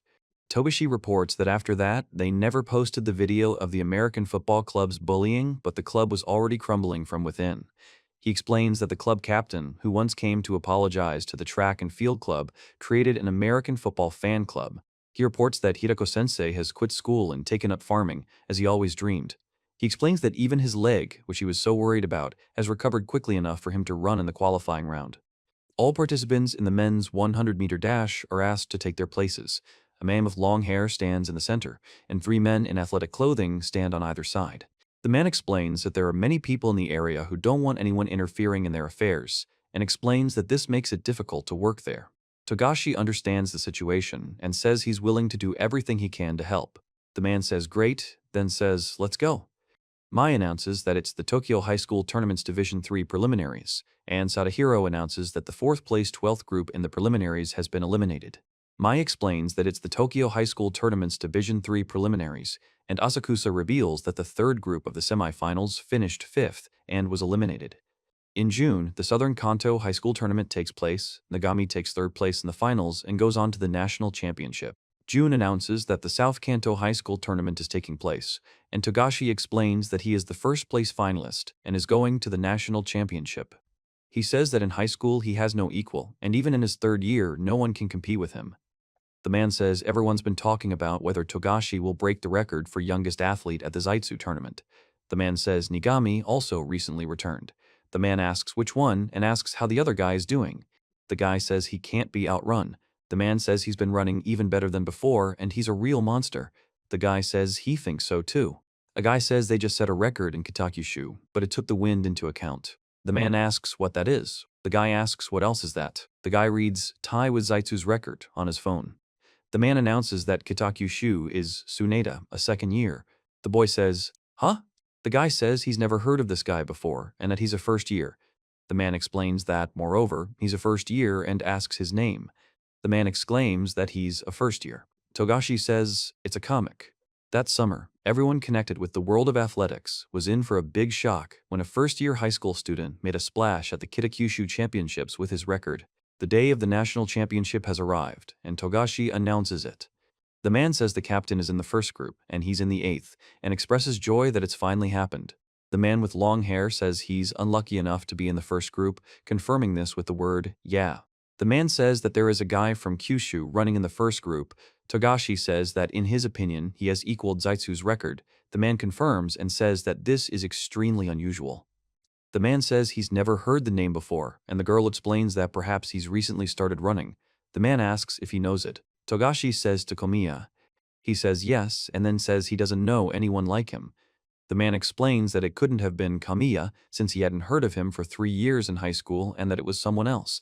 The woman explains that here's how. The guy says he knew it, so he really does come from a different sport, and says there have been athletes like him throughout history. The man asks what club he's from. The guy explains it would be a handicrafts club. Togashi says that if he can't win, he'll die. Togashi explains that if he dies, he won't be able to see his dream come true. The man says he's going home. He says he's going too. The guy says it's Komiya. The boy asks the captain if he remembers anyone, to which Togashi expresses confusion. The boy explains that the man suffered a fracture in a tunnel in elementary school. He says it's Komiya from Kyushu, and he's very specific about it.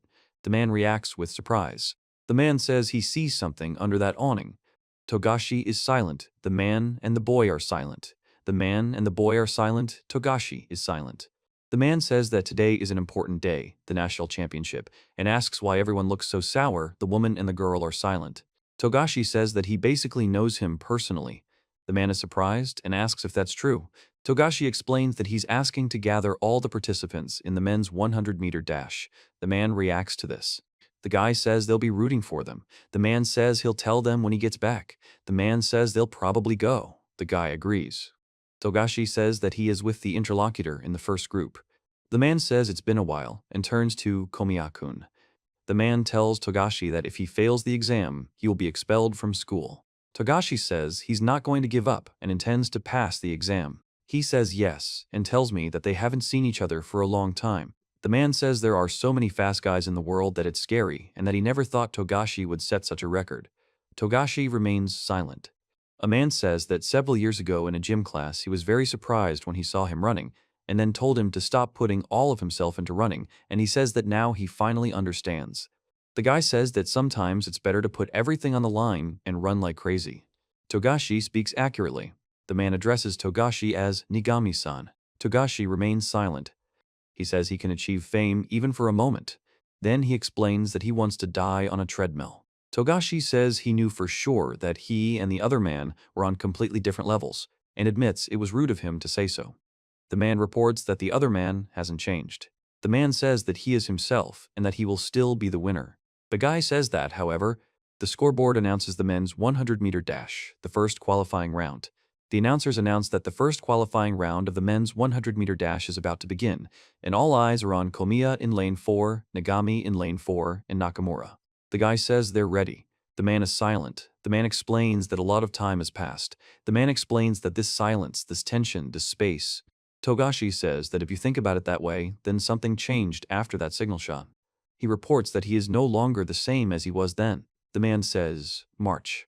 The boy runs with strength and determination, his fist clenched and pointed forward. The man says Nigami is off to a great start. The guy says great, and the man with glasses says awesome. The man with long hair says phew, twice. The guy with number 3 pushes off the ground with his foot and starts running. Togashi says he can't understand why he can't do it. The man explains that it's normal and advises him not to give up, but to keep trying. The guy with the number 289 says that he can't afford to lose, and the guy with the number 207 says that he is not going to give up either.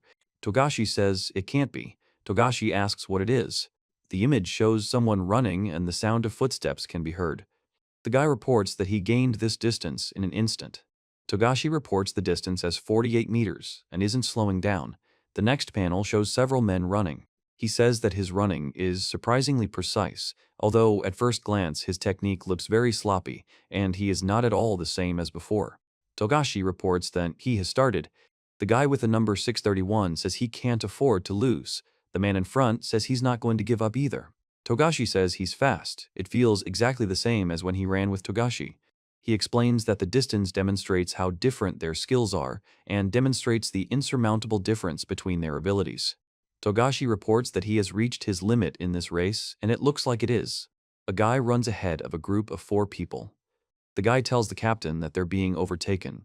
The captain explains that it's not about the race or that he's giving up, but rather that he's pessimistic. Togashi says this is his final point in athletics. He says he can't believe it, but in the end he managed to escape with such a strong opponent. Togashi says he's glad he escaped. The man announces that Nagami has been defeated, and then he says that this is the finish line. The man reports that Kamiya is in first place by a huge margin, even though he slowed down toward the end. The man says Kamiya is dangerous. Togashi explains that he ran too fast. The man remains silent. He says that he never heard a word about him in high school, and at the same time he asks what the hell is going on. A sign announces registration for the Nishizawa High School Track and Field Club entrance exam. A man apologizes and says he'd like to try the entrance exam. The man asks for his name and confirms he understands. Togashi speaks to Komiya. A man announces that everyone taking the entrance exam for the track and field club is asked to come here. The poster says this is the entrance exam for the track and field club. The man says there are a lot of them this year and explains that when it comes to track and field, they have the most prestigious team in Kyushu. The guy asks how many of them will make it to the finals. The man replies that this is a task for those who came to them with recommendations, and it's a bit tough to wait. The man apologizes. Togashi says he'd like to try the entrance exam, and the man confirms he understands, asking for his name. Togashi agrees. He says it's written like a small temple, Komiya. He explains that it's read as K Komiya. They inform him that they are now asking him to change into his tracksuit and line up. Togashi says he's also from the general competition, and the man reacts with surprise. The guy says he's new and nice to meet you. The man replies that he's Komiya, and the feeling is mutual. The man explains that there are a lot of people here and they can expect a strong team, and the guy agrees that this is a completely different level. A boy asks Komiya where he practiced track and field in middle school. Komiya explains that he injured his leg in 6th grade in elementary school, so he missed the chance to join the club in middle school and trained on his own. The man says he dreams of making the team and has decided to test his strength in the entrance exam. Togashi is surprised that he's setting such a lofty goal right away. The man explains that he wants to make the team, even if it's just a substitute. Togashi says they're now similar. Tsuneda says it's nice to meet everyone and announces that he is the team captain. The man says that this is the same Tsuneda, the athlete. The guy says that it is him. The man says it's incredible that he was appointed captain at such a prestigious school after only 2 years, and Togashi says he's the most promising athlete right now. The man says that maybe this guy can even give him a hard time, but he remains silent. The man explains that their school has a very strong track and field team, and that hearing the words entrance exam can be very stressful. Togashi says that, despite this, the 100-meter dash is just that, the 100-meter dash. It is reported that the following participants, numbers 20 through 26, should prepare for the start. The man on the right says that if he can't run 100 meters in 12 seconds, he won't make the team. The man in the center explains that he needs to train every day to achieve this. The man on the left says he's willing to put in the effort to achieve this. The man stands with his arms crossed and looks forward. Togashi signals his attention and begins to move forward with a tense expression. The guy says UW while simultaneously exhaling smoke. The next panel shows his foot slamming down on the ground. The man runs forward sharply. Togashi says he can't believe this happened. The guy runs away quickly. The man says the guy is very fast and asks who he is. The woman says she doesn't have a starting boost. The man agrees. The guy says he breathes a sigh of relief. The next panel shows the guy's legs as he runs quickly. The man says he'll soon reach top speed. Togashi runs ahead. He says he can't believe this is happening and says something needs to be done urgently. Togashi explains that there is nothing in this world but himself, and he cannot afford to be weak. He explains that if he is not strong, he will die, and therefore he must continue to fight.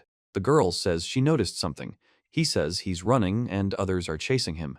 A man announces the finish line. A group of runners crosses the finish line. The woman says it all started out well. The man remains silent. It's been reported that several days have passed. Togashi says, hey. He turns to Numano-kun. Numano says that thank God they both passed the exam and reports that they were both sent to the reserves. He says that they won't get worked up about it for now. The man says it's unexpected and suggests they go shopping for new spikes, both the new guy and the senior. Togashi explains that he's always trained alone and is worried about getting along with everyone.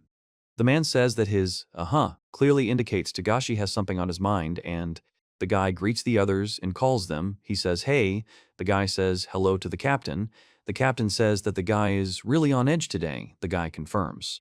The guy asks the captain if these things will suit him. The captain says it's too early for him and asks him to be patient for a little while, and the group of people laughs. The man laughs. Togashi says that's it, then looks surprised. Togashi says that's it. He says they're the same as their captains. The man with short dark hair and wide eyes is surprised. He says it's true and asks the captain to look at them. The man with short dark hair and wide eyes answers with a question. The guy says he loves the brand too and appreciates how durable their leather is, and the man confirms this. Togashi says he watched the guys run at the last high school tournament and admired him, and he's also honored to be in the same club as Captain Tsuneda. The guy says he saw the man at the entrance exam and asks if he remembers him. The man says he does and confirms it, adding that the guy then stalled out strangely halfway through the exam. The man explains that you slow down very abruptly after reaching maximum speed and asks why. Togashi says he can tell you but hesitates and says, The man asks him to tell. He says that when he was in elementary school, he suffered a fracture from running, and since then, due to injury or nervousness, his legs themselves begin to slow down as soon as he reaches maximum speed. The man says his leg has long since healed, and he's completely healthy, but weak in spirit. The man explains that this is purely a psychological problem, and he can only solve it himself. Togashi remains silent. The guy says he's wrong about one thing. He asks what exactly. The guy explains that psychological problems can't be solved on their own, and that there are no perfect people, but Togashi says that the members of this team are comrades who share aspirations, and that they need to support each other. He explains that even the spikes the man is holding now contain many people's feelings, and if something happens, he should look at them and remember that he is not alone. The man replies. The boy explains that it's strange of him to say that, but track and field isn't the only thing he has to offer, and advises him not to overdo it and take care of his health. The girl tells the captain he was so kind to Komi-kun, and the boy says goodbye and wishes him a goodbye tomorrow. The man says he has talent and confirms it with the word, yeah. The girl reports that Komiya-kun is losing his balance in the second half of the race. The man asks if he's losing it. The man explains that he'll get free eventually. Togashi says yes and smiles. The boy reports that they've done a good job and asks the captain what he thinks about tomorrow. The captain replies with a question, clarifying whether it's tomorrow. He explains that he's talking about Zeitz's lecture. The man says everyone was wondering what he'd ask the captain. The guy says it's just so cool and can't believe they'll be able to ask Zeitsu, the number one in Japan. The man explains that they're both top-class athletes and understand each other. The guy says he'd be delighted. Togashi remains silent and then announces that questions can be asked. He says, The man says that high school is a very important time for choosing a future. In high school, people strive to become adults, and to have a good future, they need to think through everything carefully and thoughtfully. The man says that life is much harder than it seems now, and when they become full members of society, they will no longer be bullied. The man says that one of their graduates, Zeitsu, has been the winner of the All Japan Championship for 5 years in a row and is a truly first-class athlete, and he also believes that listening to the stories of people like him is an extremely valuable experience and that listeners will have a lot to learn from him. The man says that you need to think carefully and concentrate, and also listen carefully. The man says that the athlete in front of them is Zeitsu and asks them to love and favor him.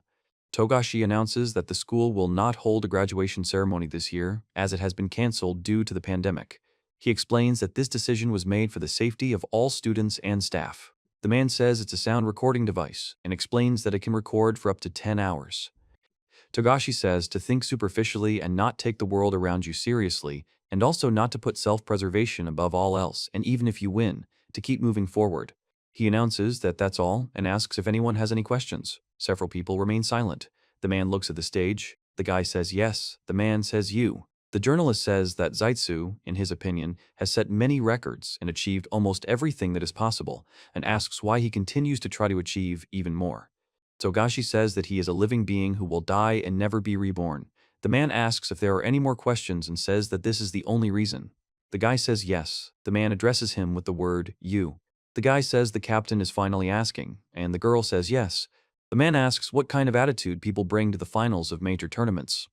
Togashi says that before a race he is not afraid of failure and focuses on the process of running, while simultaneously trembling at the thought of failure and wanting better results.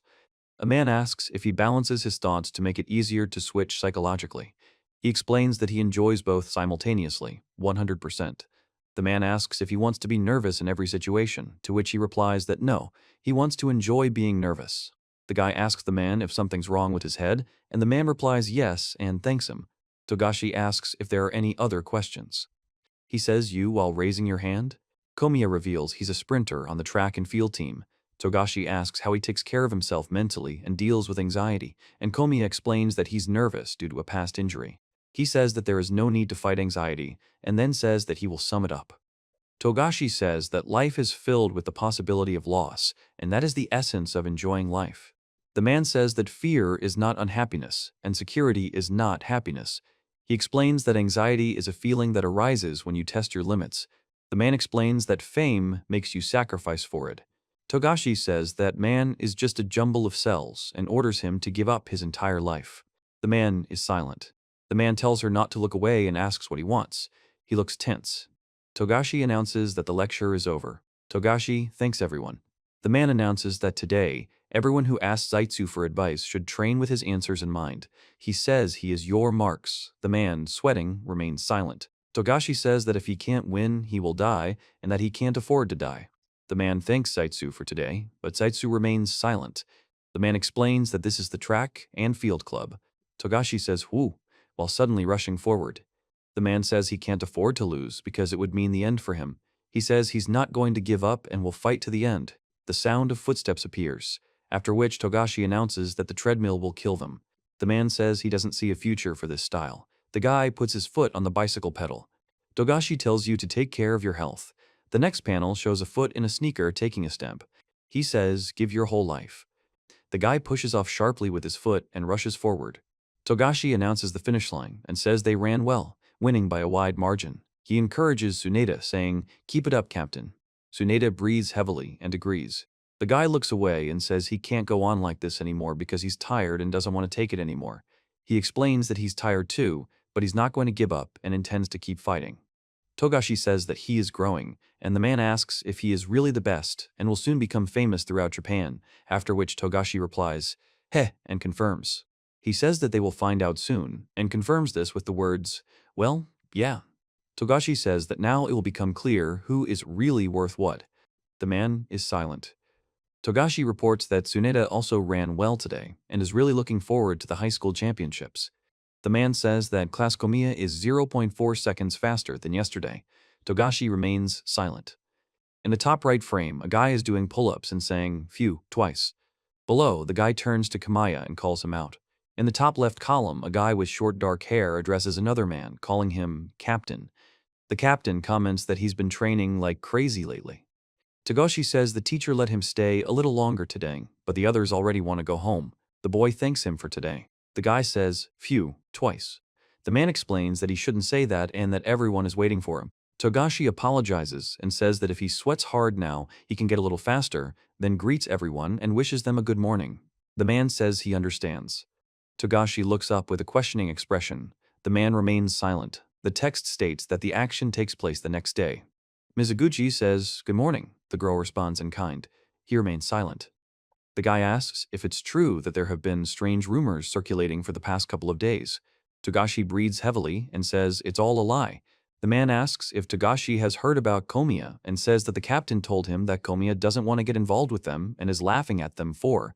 The guy asks why the man doesn't deny anything. The man explains that he tried, but no one wanted to listen to him. Then the man says that if that's the case, then how will he sort it all out? And in the end, the man says, let them talk. Togashi says he just needs to get faster because he's not putting in enough effort yet.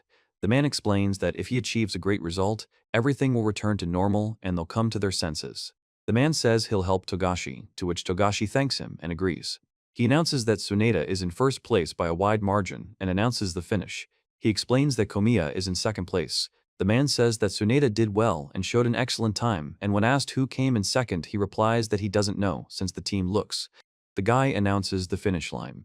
The man explains that Tsuneda ran well today, and the guy in second place also had a good time, and that this first year is cool. The man explains that this is the same guy who came in second in the prefectural tournament. Togashi reports that Tsuneda has no equal in Kyushu, but Komiya, in second place, was keeping him on his toes and saying he'll be keeping an eye on him next year. The man announces the finish. Togashi explains that the Kitakyushu Championship was held that same day several years ago. The man calls to the captain and says he's coming. The man says he has a request, and it's very important for the unity of their club. The guy asks what it is, and the man asks him to come over and whisper. The guy yells that the other guy is crazy and asks what he's asking for, and Togashi explains that it needs to be done while neither he nor the guy is around. Togashi says that no one will even know about it and that's not the issue, then says he went and did it. He says that if he refuses, the same fate awaits him as the other person. The man replies that the man says he promises this. The man announces a request to gather all the finalists. Togashi looks at the man as he walks away toward the tent. The man makes a questioning sound. He turns and says he understands. Togashi says it's not just a scar, but a bite mark. Then Togashi places his hand on the bleeding wound. The man reports that his sneakers have fallen apart. Togashi says why. The man says that this place could be used as a kind of campground. The man explains that people could pitch a tent here and relax. Togashi explains that the members of this team are your comrades who share your aspirations. He says that if anything happens, you should look to them and remember that you are not alone. He says he's been training relentlessly and wonders if it's because he's gotten faster, though he notes that even if he keeps running, he's still a long way from breaking records. In the image, he's leaning on a bench, clenching his fist, blood dripping from it, and the blood. Togashi says he understands the importance of athletics and warns that it's dangerous. He asks her to wait until she reaches the finish line and informs her that the finish line is near. The man says that no matter what, he'll call an ambulance. Togashi asks her to give her whole life. The man speaks precisely and asks the speaker to remember.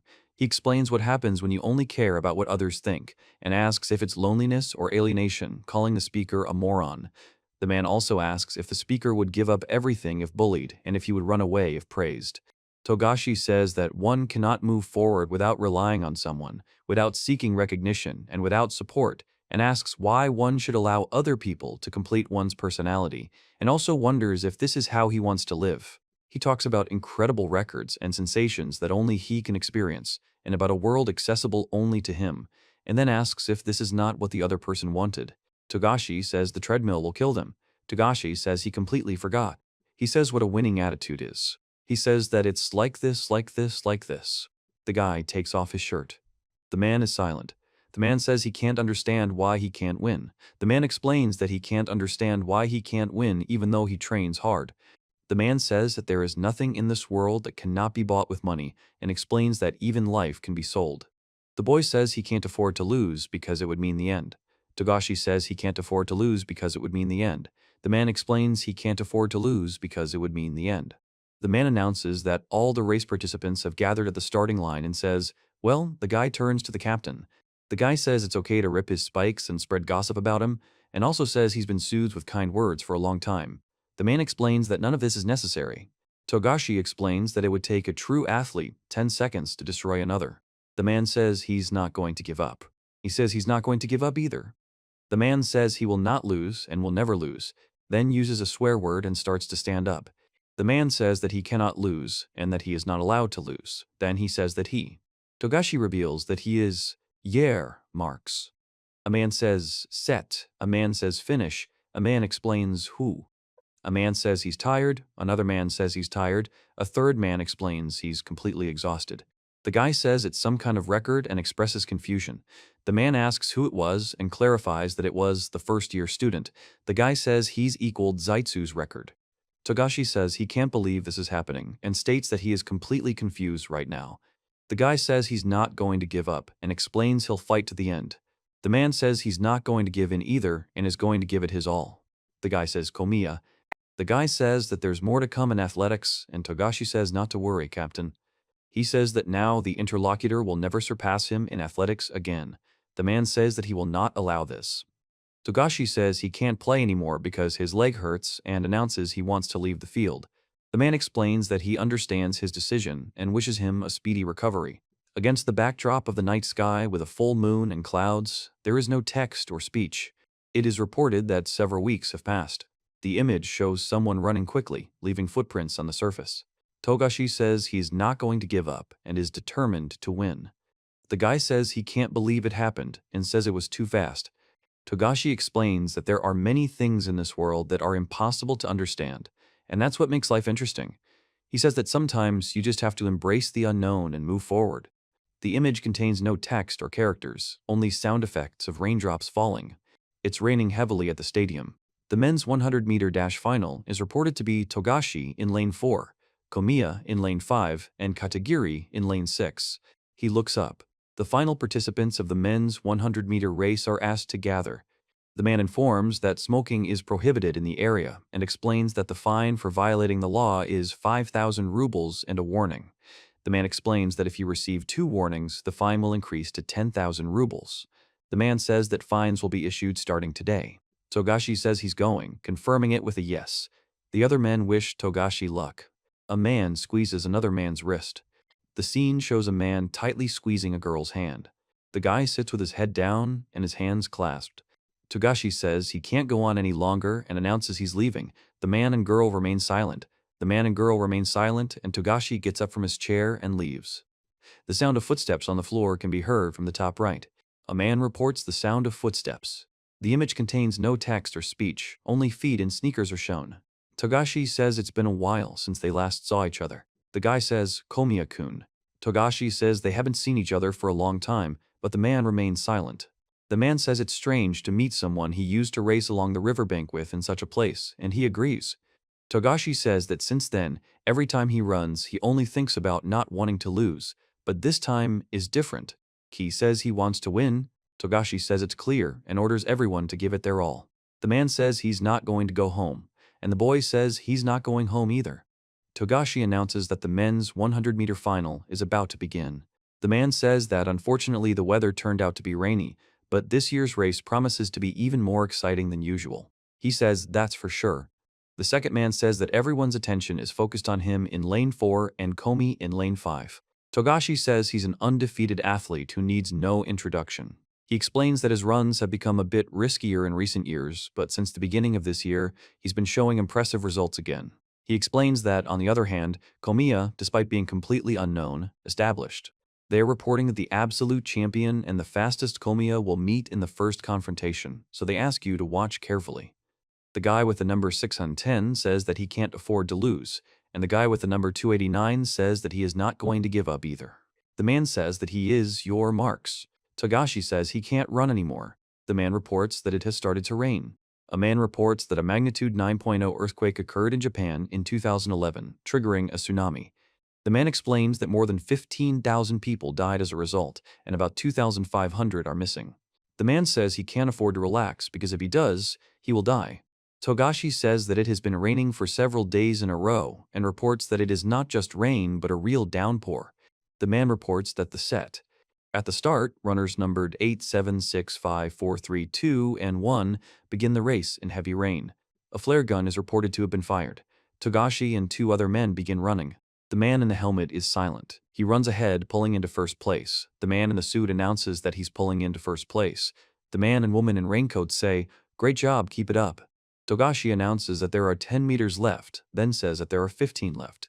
In the next panel, 2 men are running in the rain. The man reports that the pace and stride are excellent. The hooded man explains that Komiya is also outpacing the others, and he's certainly cool. Togashi says that, however, he says he's one of those athletes who immediately gets a big lead over the rest. He says he has a clear advantage, but he's not out of the woods yet. A man counts to 40. The man makes a sharp movement with his hand. Togashi reports that it is an explosion. He says that if he can't win, he won't be able to draw manga anymore. The man says things are bad. Togashi says he can't afford to relax because he's at the top now. He says he's top. The man reports that he caught up with him. Togashi reports that he has surpassed him. The man says he can't take it anymore and is going to do something drastic. The man says they are equal, and the boy says they are competing with each other. Two people run on a wet surface, splashing water. Togashi reports that both have reached their maximum speed. The man says he wants to win and makes a noise of effort. A man announces that there are 50 meters left until the halfway point. Two runners are running, and one of them is declaring victory. The man asks how long the other can keep up the pace. The runner shouts that they need to win. The man is breathing heavily and raising his hand. Togashi says, "Good luck." He says he felt like he heard those words again. At that very moment, Togashi felt relieved. He reports that he is relaxed. Togashi reports that his legs slid to the sides and his heart calmed down. He reports that he was left behind. He explains that the situation is exactly the opposite of what it was back then on the riverbank. Togashi says he's losing. A man is breathing heavily, leaning on his knee. The man says he can't run anymore. The man says his legs won't obey him and he can't stop. The guy says he lost, and Togashi says he lost. It is reported that Komiya is in first place. He defeated On. The man says On-kun. Togashi says the man's running style has changed dramatically. The guy says that the other guy's gait is much heavier, after which he asks what that means. Togashi remains silent and reports that in this way, the man says his winning streak has come to an end and he woke up after a very long sleep. Togashi says he won't use any tricks this time and intends to show everything he's got. He explains that he wants to prove his strength and has no intention of backing down. A man takes a step on a stone pavement. The image shows two tall buildings against the sky. There is no text or speech. The sounds of footsteps echo across the pavement. A man says sprinting is becoming increasingly popular in Japan. The image shows the legs of a man walking on a stone pavement. A man reports that the level of athletic success has increased significantly in the last few years, while another man explains that many talented athletes compete against each other every day. The man explains that one of the most popular among them is, the man says he is the athlete Komiya. The man reports that Komiya is a true ace in short-distance running and showed excellent results at the previous World Athletics Championships. The news then reports on a New York exhibition by the world-renowned artist Sakachi Shiori. Togashi recounts a curious coincidence. Sakachi-san is the same age as the athlete Komiya and is also a persistent genius. The guy says he can't say it was fun. The man says he can't afford to be weak. 10 years have passed. The image shows a building against the sky, with no speech or text. The image shows a sign that says, Conference Room B. There are no other characters or text. The man says that, in general, given the results, they are extending Togashi's contract. Togashi says, thank you. The man says that his words should not be taken literally. He is simply feeling relieved. The man says, it's hard to say, but... The man says that, frankly, it was a very difficult decision. The man with glasses says that the results of the next regional championship will greatly influence their next decision, and this year will be very important. The man without glasses replies that, yes, of course. The man with glasses thanks them and says thank you for their efforts. The guy says, phew. A man takes a step. It is reported that 10 years have passed since that high school championship. Togashi says that ever since he lost to Komi-kun in that race, he has become an ordinary athlete. He says he somehow managed to secure a contract with the company, but finished last in the national championship finals. He reports that over the past 10 years, he has competed in numerous races against numerous competitors, winning and losing, experiencing both joy and anxiety. He explains that sometimes the man tells Togashi that the New Year's party is next week and that he should definitely attend, handing him a notice about the party. The man explains that the top athlete, Kaido, and the young athlete, Kabaki, will be there and suggests that Togashi consult with them, as this could be his chance to become. The man says that's all. The man responds hesitantly. The man explains that the New Year's Eve party is supposed to take place. Togashi says that for the past 10 years, all communication between him and the other athletes, especially the best of the best, has been limited to idle chatter. He explains that his situation isn't great, but it's livable, and everyone is happy with his running so far, so he doesn't need to discuss it with anyone. He says that allowing himself to be influenced by other people's advice and losing his personal approach to running is unacceptable. Continuing in the same vein will be impossible. He explains that Kaido has been the best for 15 years and still has no plans to retire. Getting involved with him is dangerous. Togashi reports that Kabaki was there recently, and the man says he came to the office. Togashi explains that giving advice from such a person is a real risk. He says Kabaki is only 21 years old, but has already created a worthy image for himself, and that he was never defeated in his school years, which is practically legendary. The man reports that, when he hears about an undefeated school athlete, he immediately thinks of that guy. Togashi says the previous world championships were simply incredible and that no one can compete with their generation, and he, of course, isn't one of them, but he's still a true legend. The man says he's going to practice. The man says, Kabaki says good morning to Togashi-san, and Togashi replies. The guy asks the man if he heard him come into the office recently and asks if he was there. The man explains that he was, about his contract, and says he was close to being fired, but they finally extended it for a year. The man then says it's such a relief. Togashi is silent. The man says that he has changed a lot. He speaks questioningly. Togashi says the word relief doesn't apply to the man he looked up to as a child. The man remains silent. He says, Todd. Togashi says that a lot has changed now. The pubs are just amazing. Komiya is also a real legend, and no one can compete with their generation. The man says, ha, 3 times, and asks to calm down, then says that despite everything, the contract was extended.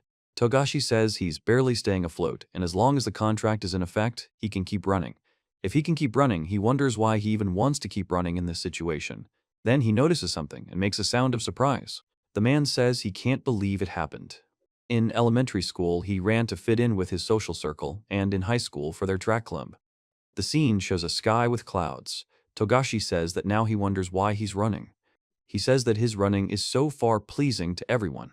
The man shouts, ha, twice. The man says that Togashi has changed a lot and addresses him as Togashi-san. The man reports that he himself did not notice how, in addition to his records, he and his running. The guy says something has changed in him. Togashi says that everything happened from high school and elementary school, from the very beginning. He says that, but Togashi says that whatever the case, he doesn't know what to do. The man says that it might be worthwhile to consult with them, and also says that this could be their chance to become better. Togashi says he can't believe this happened. The man remains silent, holding a notice for a New Year's Eve party for himself. The guy says he won't be able to come to training today. It's reported that the Kusasino track and field team's New Year's party is underway, the man says. The man explains that track and field is gaining popularity every year, and that their company has been excited about the sporting events for years. He explains that their competitors have strong athletes like Zaitsu and Komiya, but their company's track and field team also boasts many excellent athletes. The man says he would like to let one of the athletes wish everyone a happy new year on their behalf, tells them that this athlete is an ace of their track and field team who has been fighting at the forefront of the world of short-distance running for 15 years, and tells them that last year he took 3rd place in the YAP championships. The man says he is Kaido, the athlete, and thanks him. The man is silent. The man reports that. The man says that even though he came, there is no point in hoping for a miracle. Togashi says he came here and didn't even really train today, and then says he's completely lost it. He says that he has nothing to gain here, so he will finish his drink and leave here. Reality won't go away. The man says he can't understand why this happened and says he now needs to find a way out of the situation. The man laughs and says that this year he is coming to terms with the reality that Zaitsu just won't budge, whether he wants to or not. Togashi says this place is a meeting hall where important events are held. He explains that a ceremonial performance is currently taking place here, and people are greeting the speaker with applause. A man asks for advice on how to cope with reality. The man in the suit says yes. The man with the beard and glasses explains that the only option is to break the record. The guy explains that things have been going downhill for him lately. The man asks him not to sugarcoat it and turns to Togashi asking what's wrong. Togashi says it's understandable but doesn't think it's even possible. A man says he wants to tell something about himself. He explains that if he just lays it out as is, it won't be interesting, and says he understands. The man with glasses says he can confidently claim his natural gift, explains that he's talking about his talent for running, especially short distances, and recounts how, as a child, he was unbeatable both in the district and throughout the prefecture. The man in the suit asks, The man says that when he reached the national level, he found himself up against a lot of guys like him, and they gave him a run for his money. He says that this didn't stop him, and he pushed himself as hard as he could and got faster. He says that in the summer of his third year of high school, he was ready to compete for first place in the inter-school tournament. The man reports that 15-year-old Zaitsu showed up right then. Togashi says he's been shown this reality for 15 years straight. The man remains silent. He says he's losing at the very last moment, that someone is one step ahead of him, that young people like the commies are becoming famous, that he's even lost his nickname as the second-place regular. He explains that he's getting older with every second, that things are getting worse and worse. The man reports that he has been told more than once that he was obliged to be born in a different era, and explains that, strangely enough, this world is full of realities that he cannot overcome. The man says he still believes he will be the winner next time, but the strangest thing is, the man with a beard and glasses says he knows why. The man in the suit says no. The man with a beard explains that you can escape reality. The man with a beard adds, because. The man in the suit says A. A man with a beard and glasses says that reality can't keep up with his willpower, and if his victory is unrealistic, he'll do everything he can to escape reality. A man in a suit explains that escaping reality is his expectation of himself. The guy explains that his approach. The man tells Togashi to listen to him. The man says that if you know what you're running for, you can run away from reality as much as you want. He says that, nevertheless. Togashi says, "What's the point anyway?" Togashi tells the baseball player to hit. He tells Kabaki-san that he will beat everyone this year. The man tells Kabaki-san that the class will beat everyone this year. He stands with his hands on his knees. In the right panel, Togashi says he can't afford to lose because then he won't be able to see what happens next. The left panel depicts the sound of him hitting the ground. He says that if you know what you're running for, you can run away from reality as much as you want, and asks for what? The man repeats the question, asking for what? Togashi says that he hasn't seen them for a long time and wonders where they are now and what they are doing. He is silent. Togashi says that for sure, they might be somewhere right now for a moment. He says that they remember how he ran back then, and that they may still have hopes for him. The guy says no and says it's not just an athletics club. Togashi says that despite how he started running, there might be someone out there whose name he doesn't even know who continues to watch him and might be rooting for him. He says that despite any headwind, you need to stop worrying about ratings or anything else, and generally stop being distracted by unnecessary things. He explains that now he needs. The guy says just run as fast as you can. Togashi tells him not to let reality consume him and not to forget the determination he had back in high school. Togashi tells him he won't lose. He reports that 2 months have passed. The guy announces that the day has finally arrived. The text explains that it's the day of a tournament in Tokyo. A voice announces that the men's 100-meter final is next, and the girl explains that the qualifying round was just this morning. The man says that the short-distance races fly by so quickly you can't blink. The woman asks Kabaksi to give it his all, and the man says all the staff is rooting for him. Togashi says he made it to the finals this year too. He says not to be distracted by other runners, and that winning or losing is not the main thing. In the next panel, he ties his shoelaces. The boy says that maybe he is running in vain, and the man says that maybe his running will be useful to someone. Togashi says that as long as he thinks about it, that's enough. Then he says he needs to focus and sighs. The man announces the set. The man says he's marks. The man yells bang and fires the starting pistol. The man starts running. He notices this and says this feeling, this is old, and asks what it is. The man reports that the wind is blowing on his face. Togashi says he has reached a good pace, and if this continues, he will reach the finish line. The right panel depicts a sky with clouds. In the left panel, a man in glasses offers congratulations and begins to say, "Well," the man thanks Togashi and says he can't believe they came in second and beat the B standard record. He adds that they're almost tied with Kabaka, who came in first. The man explains that they weren't expecting that at all, and Togashi says that, frankly, neither was he. The man announces that they have qualified for the All Japan Athletics Championships and are eagerly awaiting their triumphant return to their previous level. The man says he understands. The guy says it's possible to escape reality. Togashi says it's all thanks to Kaido-san. He says that, instead of being stubborn, he should have shown flexibility and accepted his running as it is long ago. Another text block reports that 2 weeks have passed before the Japanese championships. The guy says A, then greets Togashi and addresses him as Kaido-san. Togashi replies to the guy.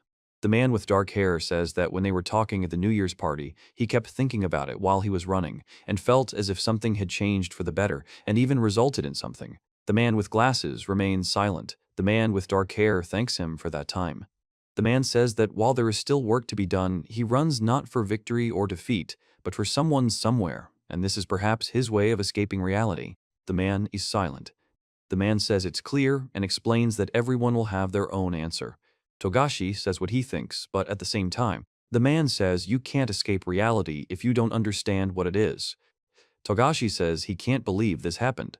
He says there's a big difference between closing your eyes and standing still and opening them and running away. The guy asks what he means.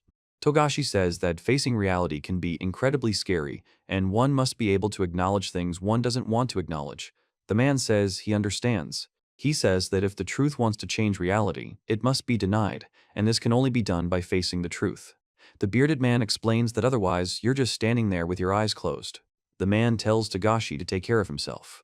The man says he can't afford to lose because that would mean the end. The man explains he's not going to give up and intends to keep fighting. The word top is repeated multiple times in each frame. The guy says phew twice, then continues running, repeating phew several times. He explains that running for someone, whether it's winning or losing, isn't important. Perhaps it's his way of escaping reality. The guy explains that you can't escape reality if you don't understand what it is, and advises taking. Togashi says he just closed his eyes and stood still.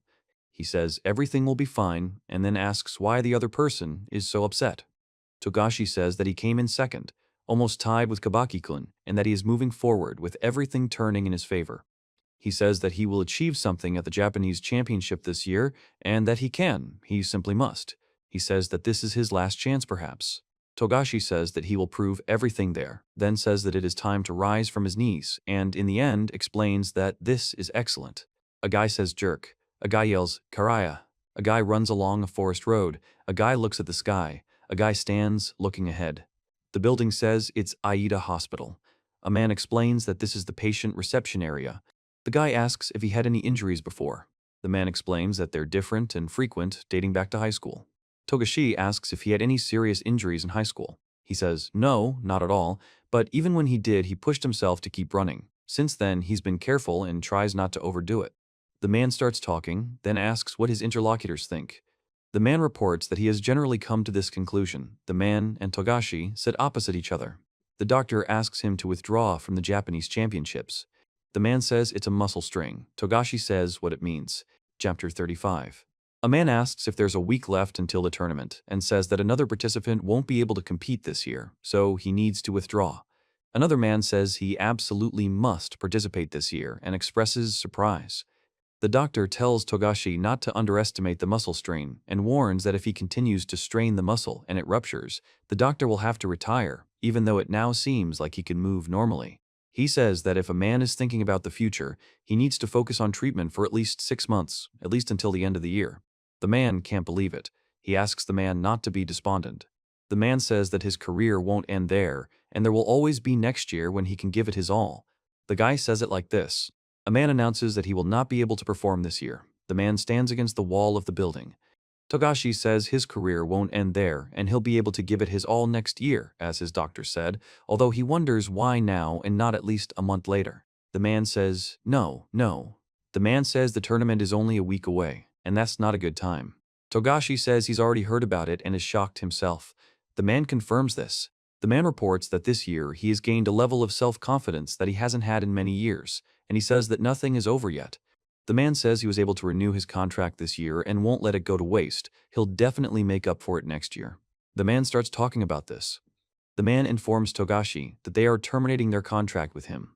The man explains that the contract he gave him has everything spelled out, and if he can't take part in the Japanese championship, the contract will be automatically terminated, which he himself deeply regrets. He says, huh? The man says that since he has a diagnosis from a doctor, he can't ask him to leave. The man says he'll provide all the details and documents later.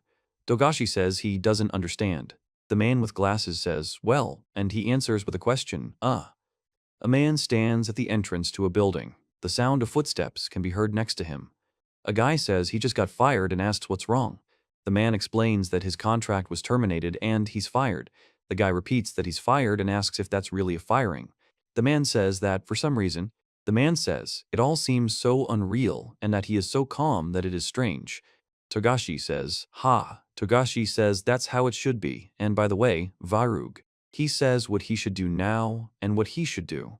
The man says he has two options, and he needs to think things through calmly.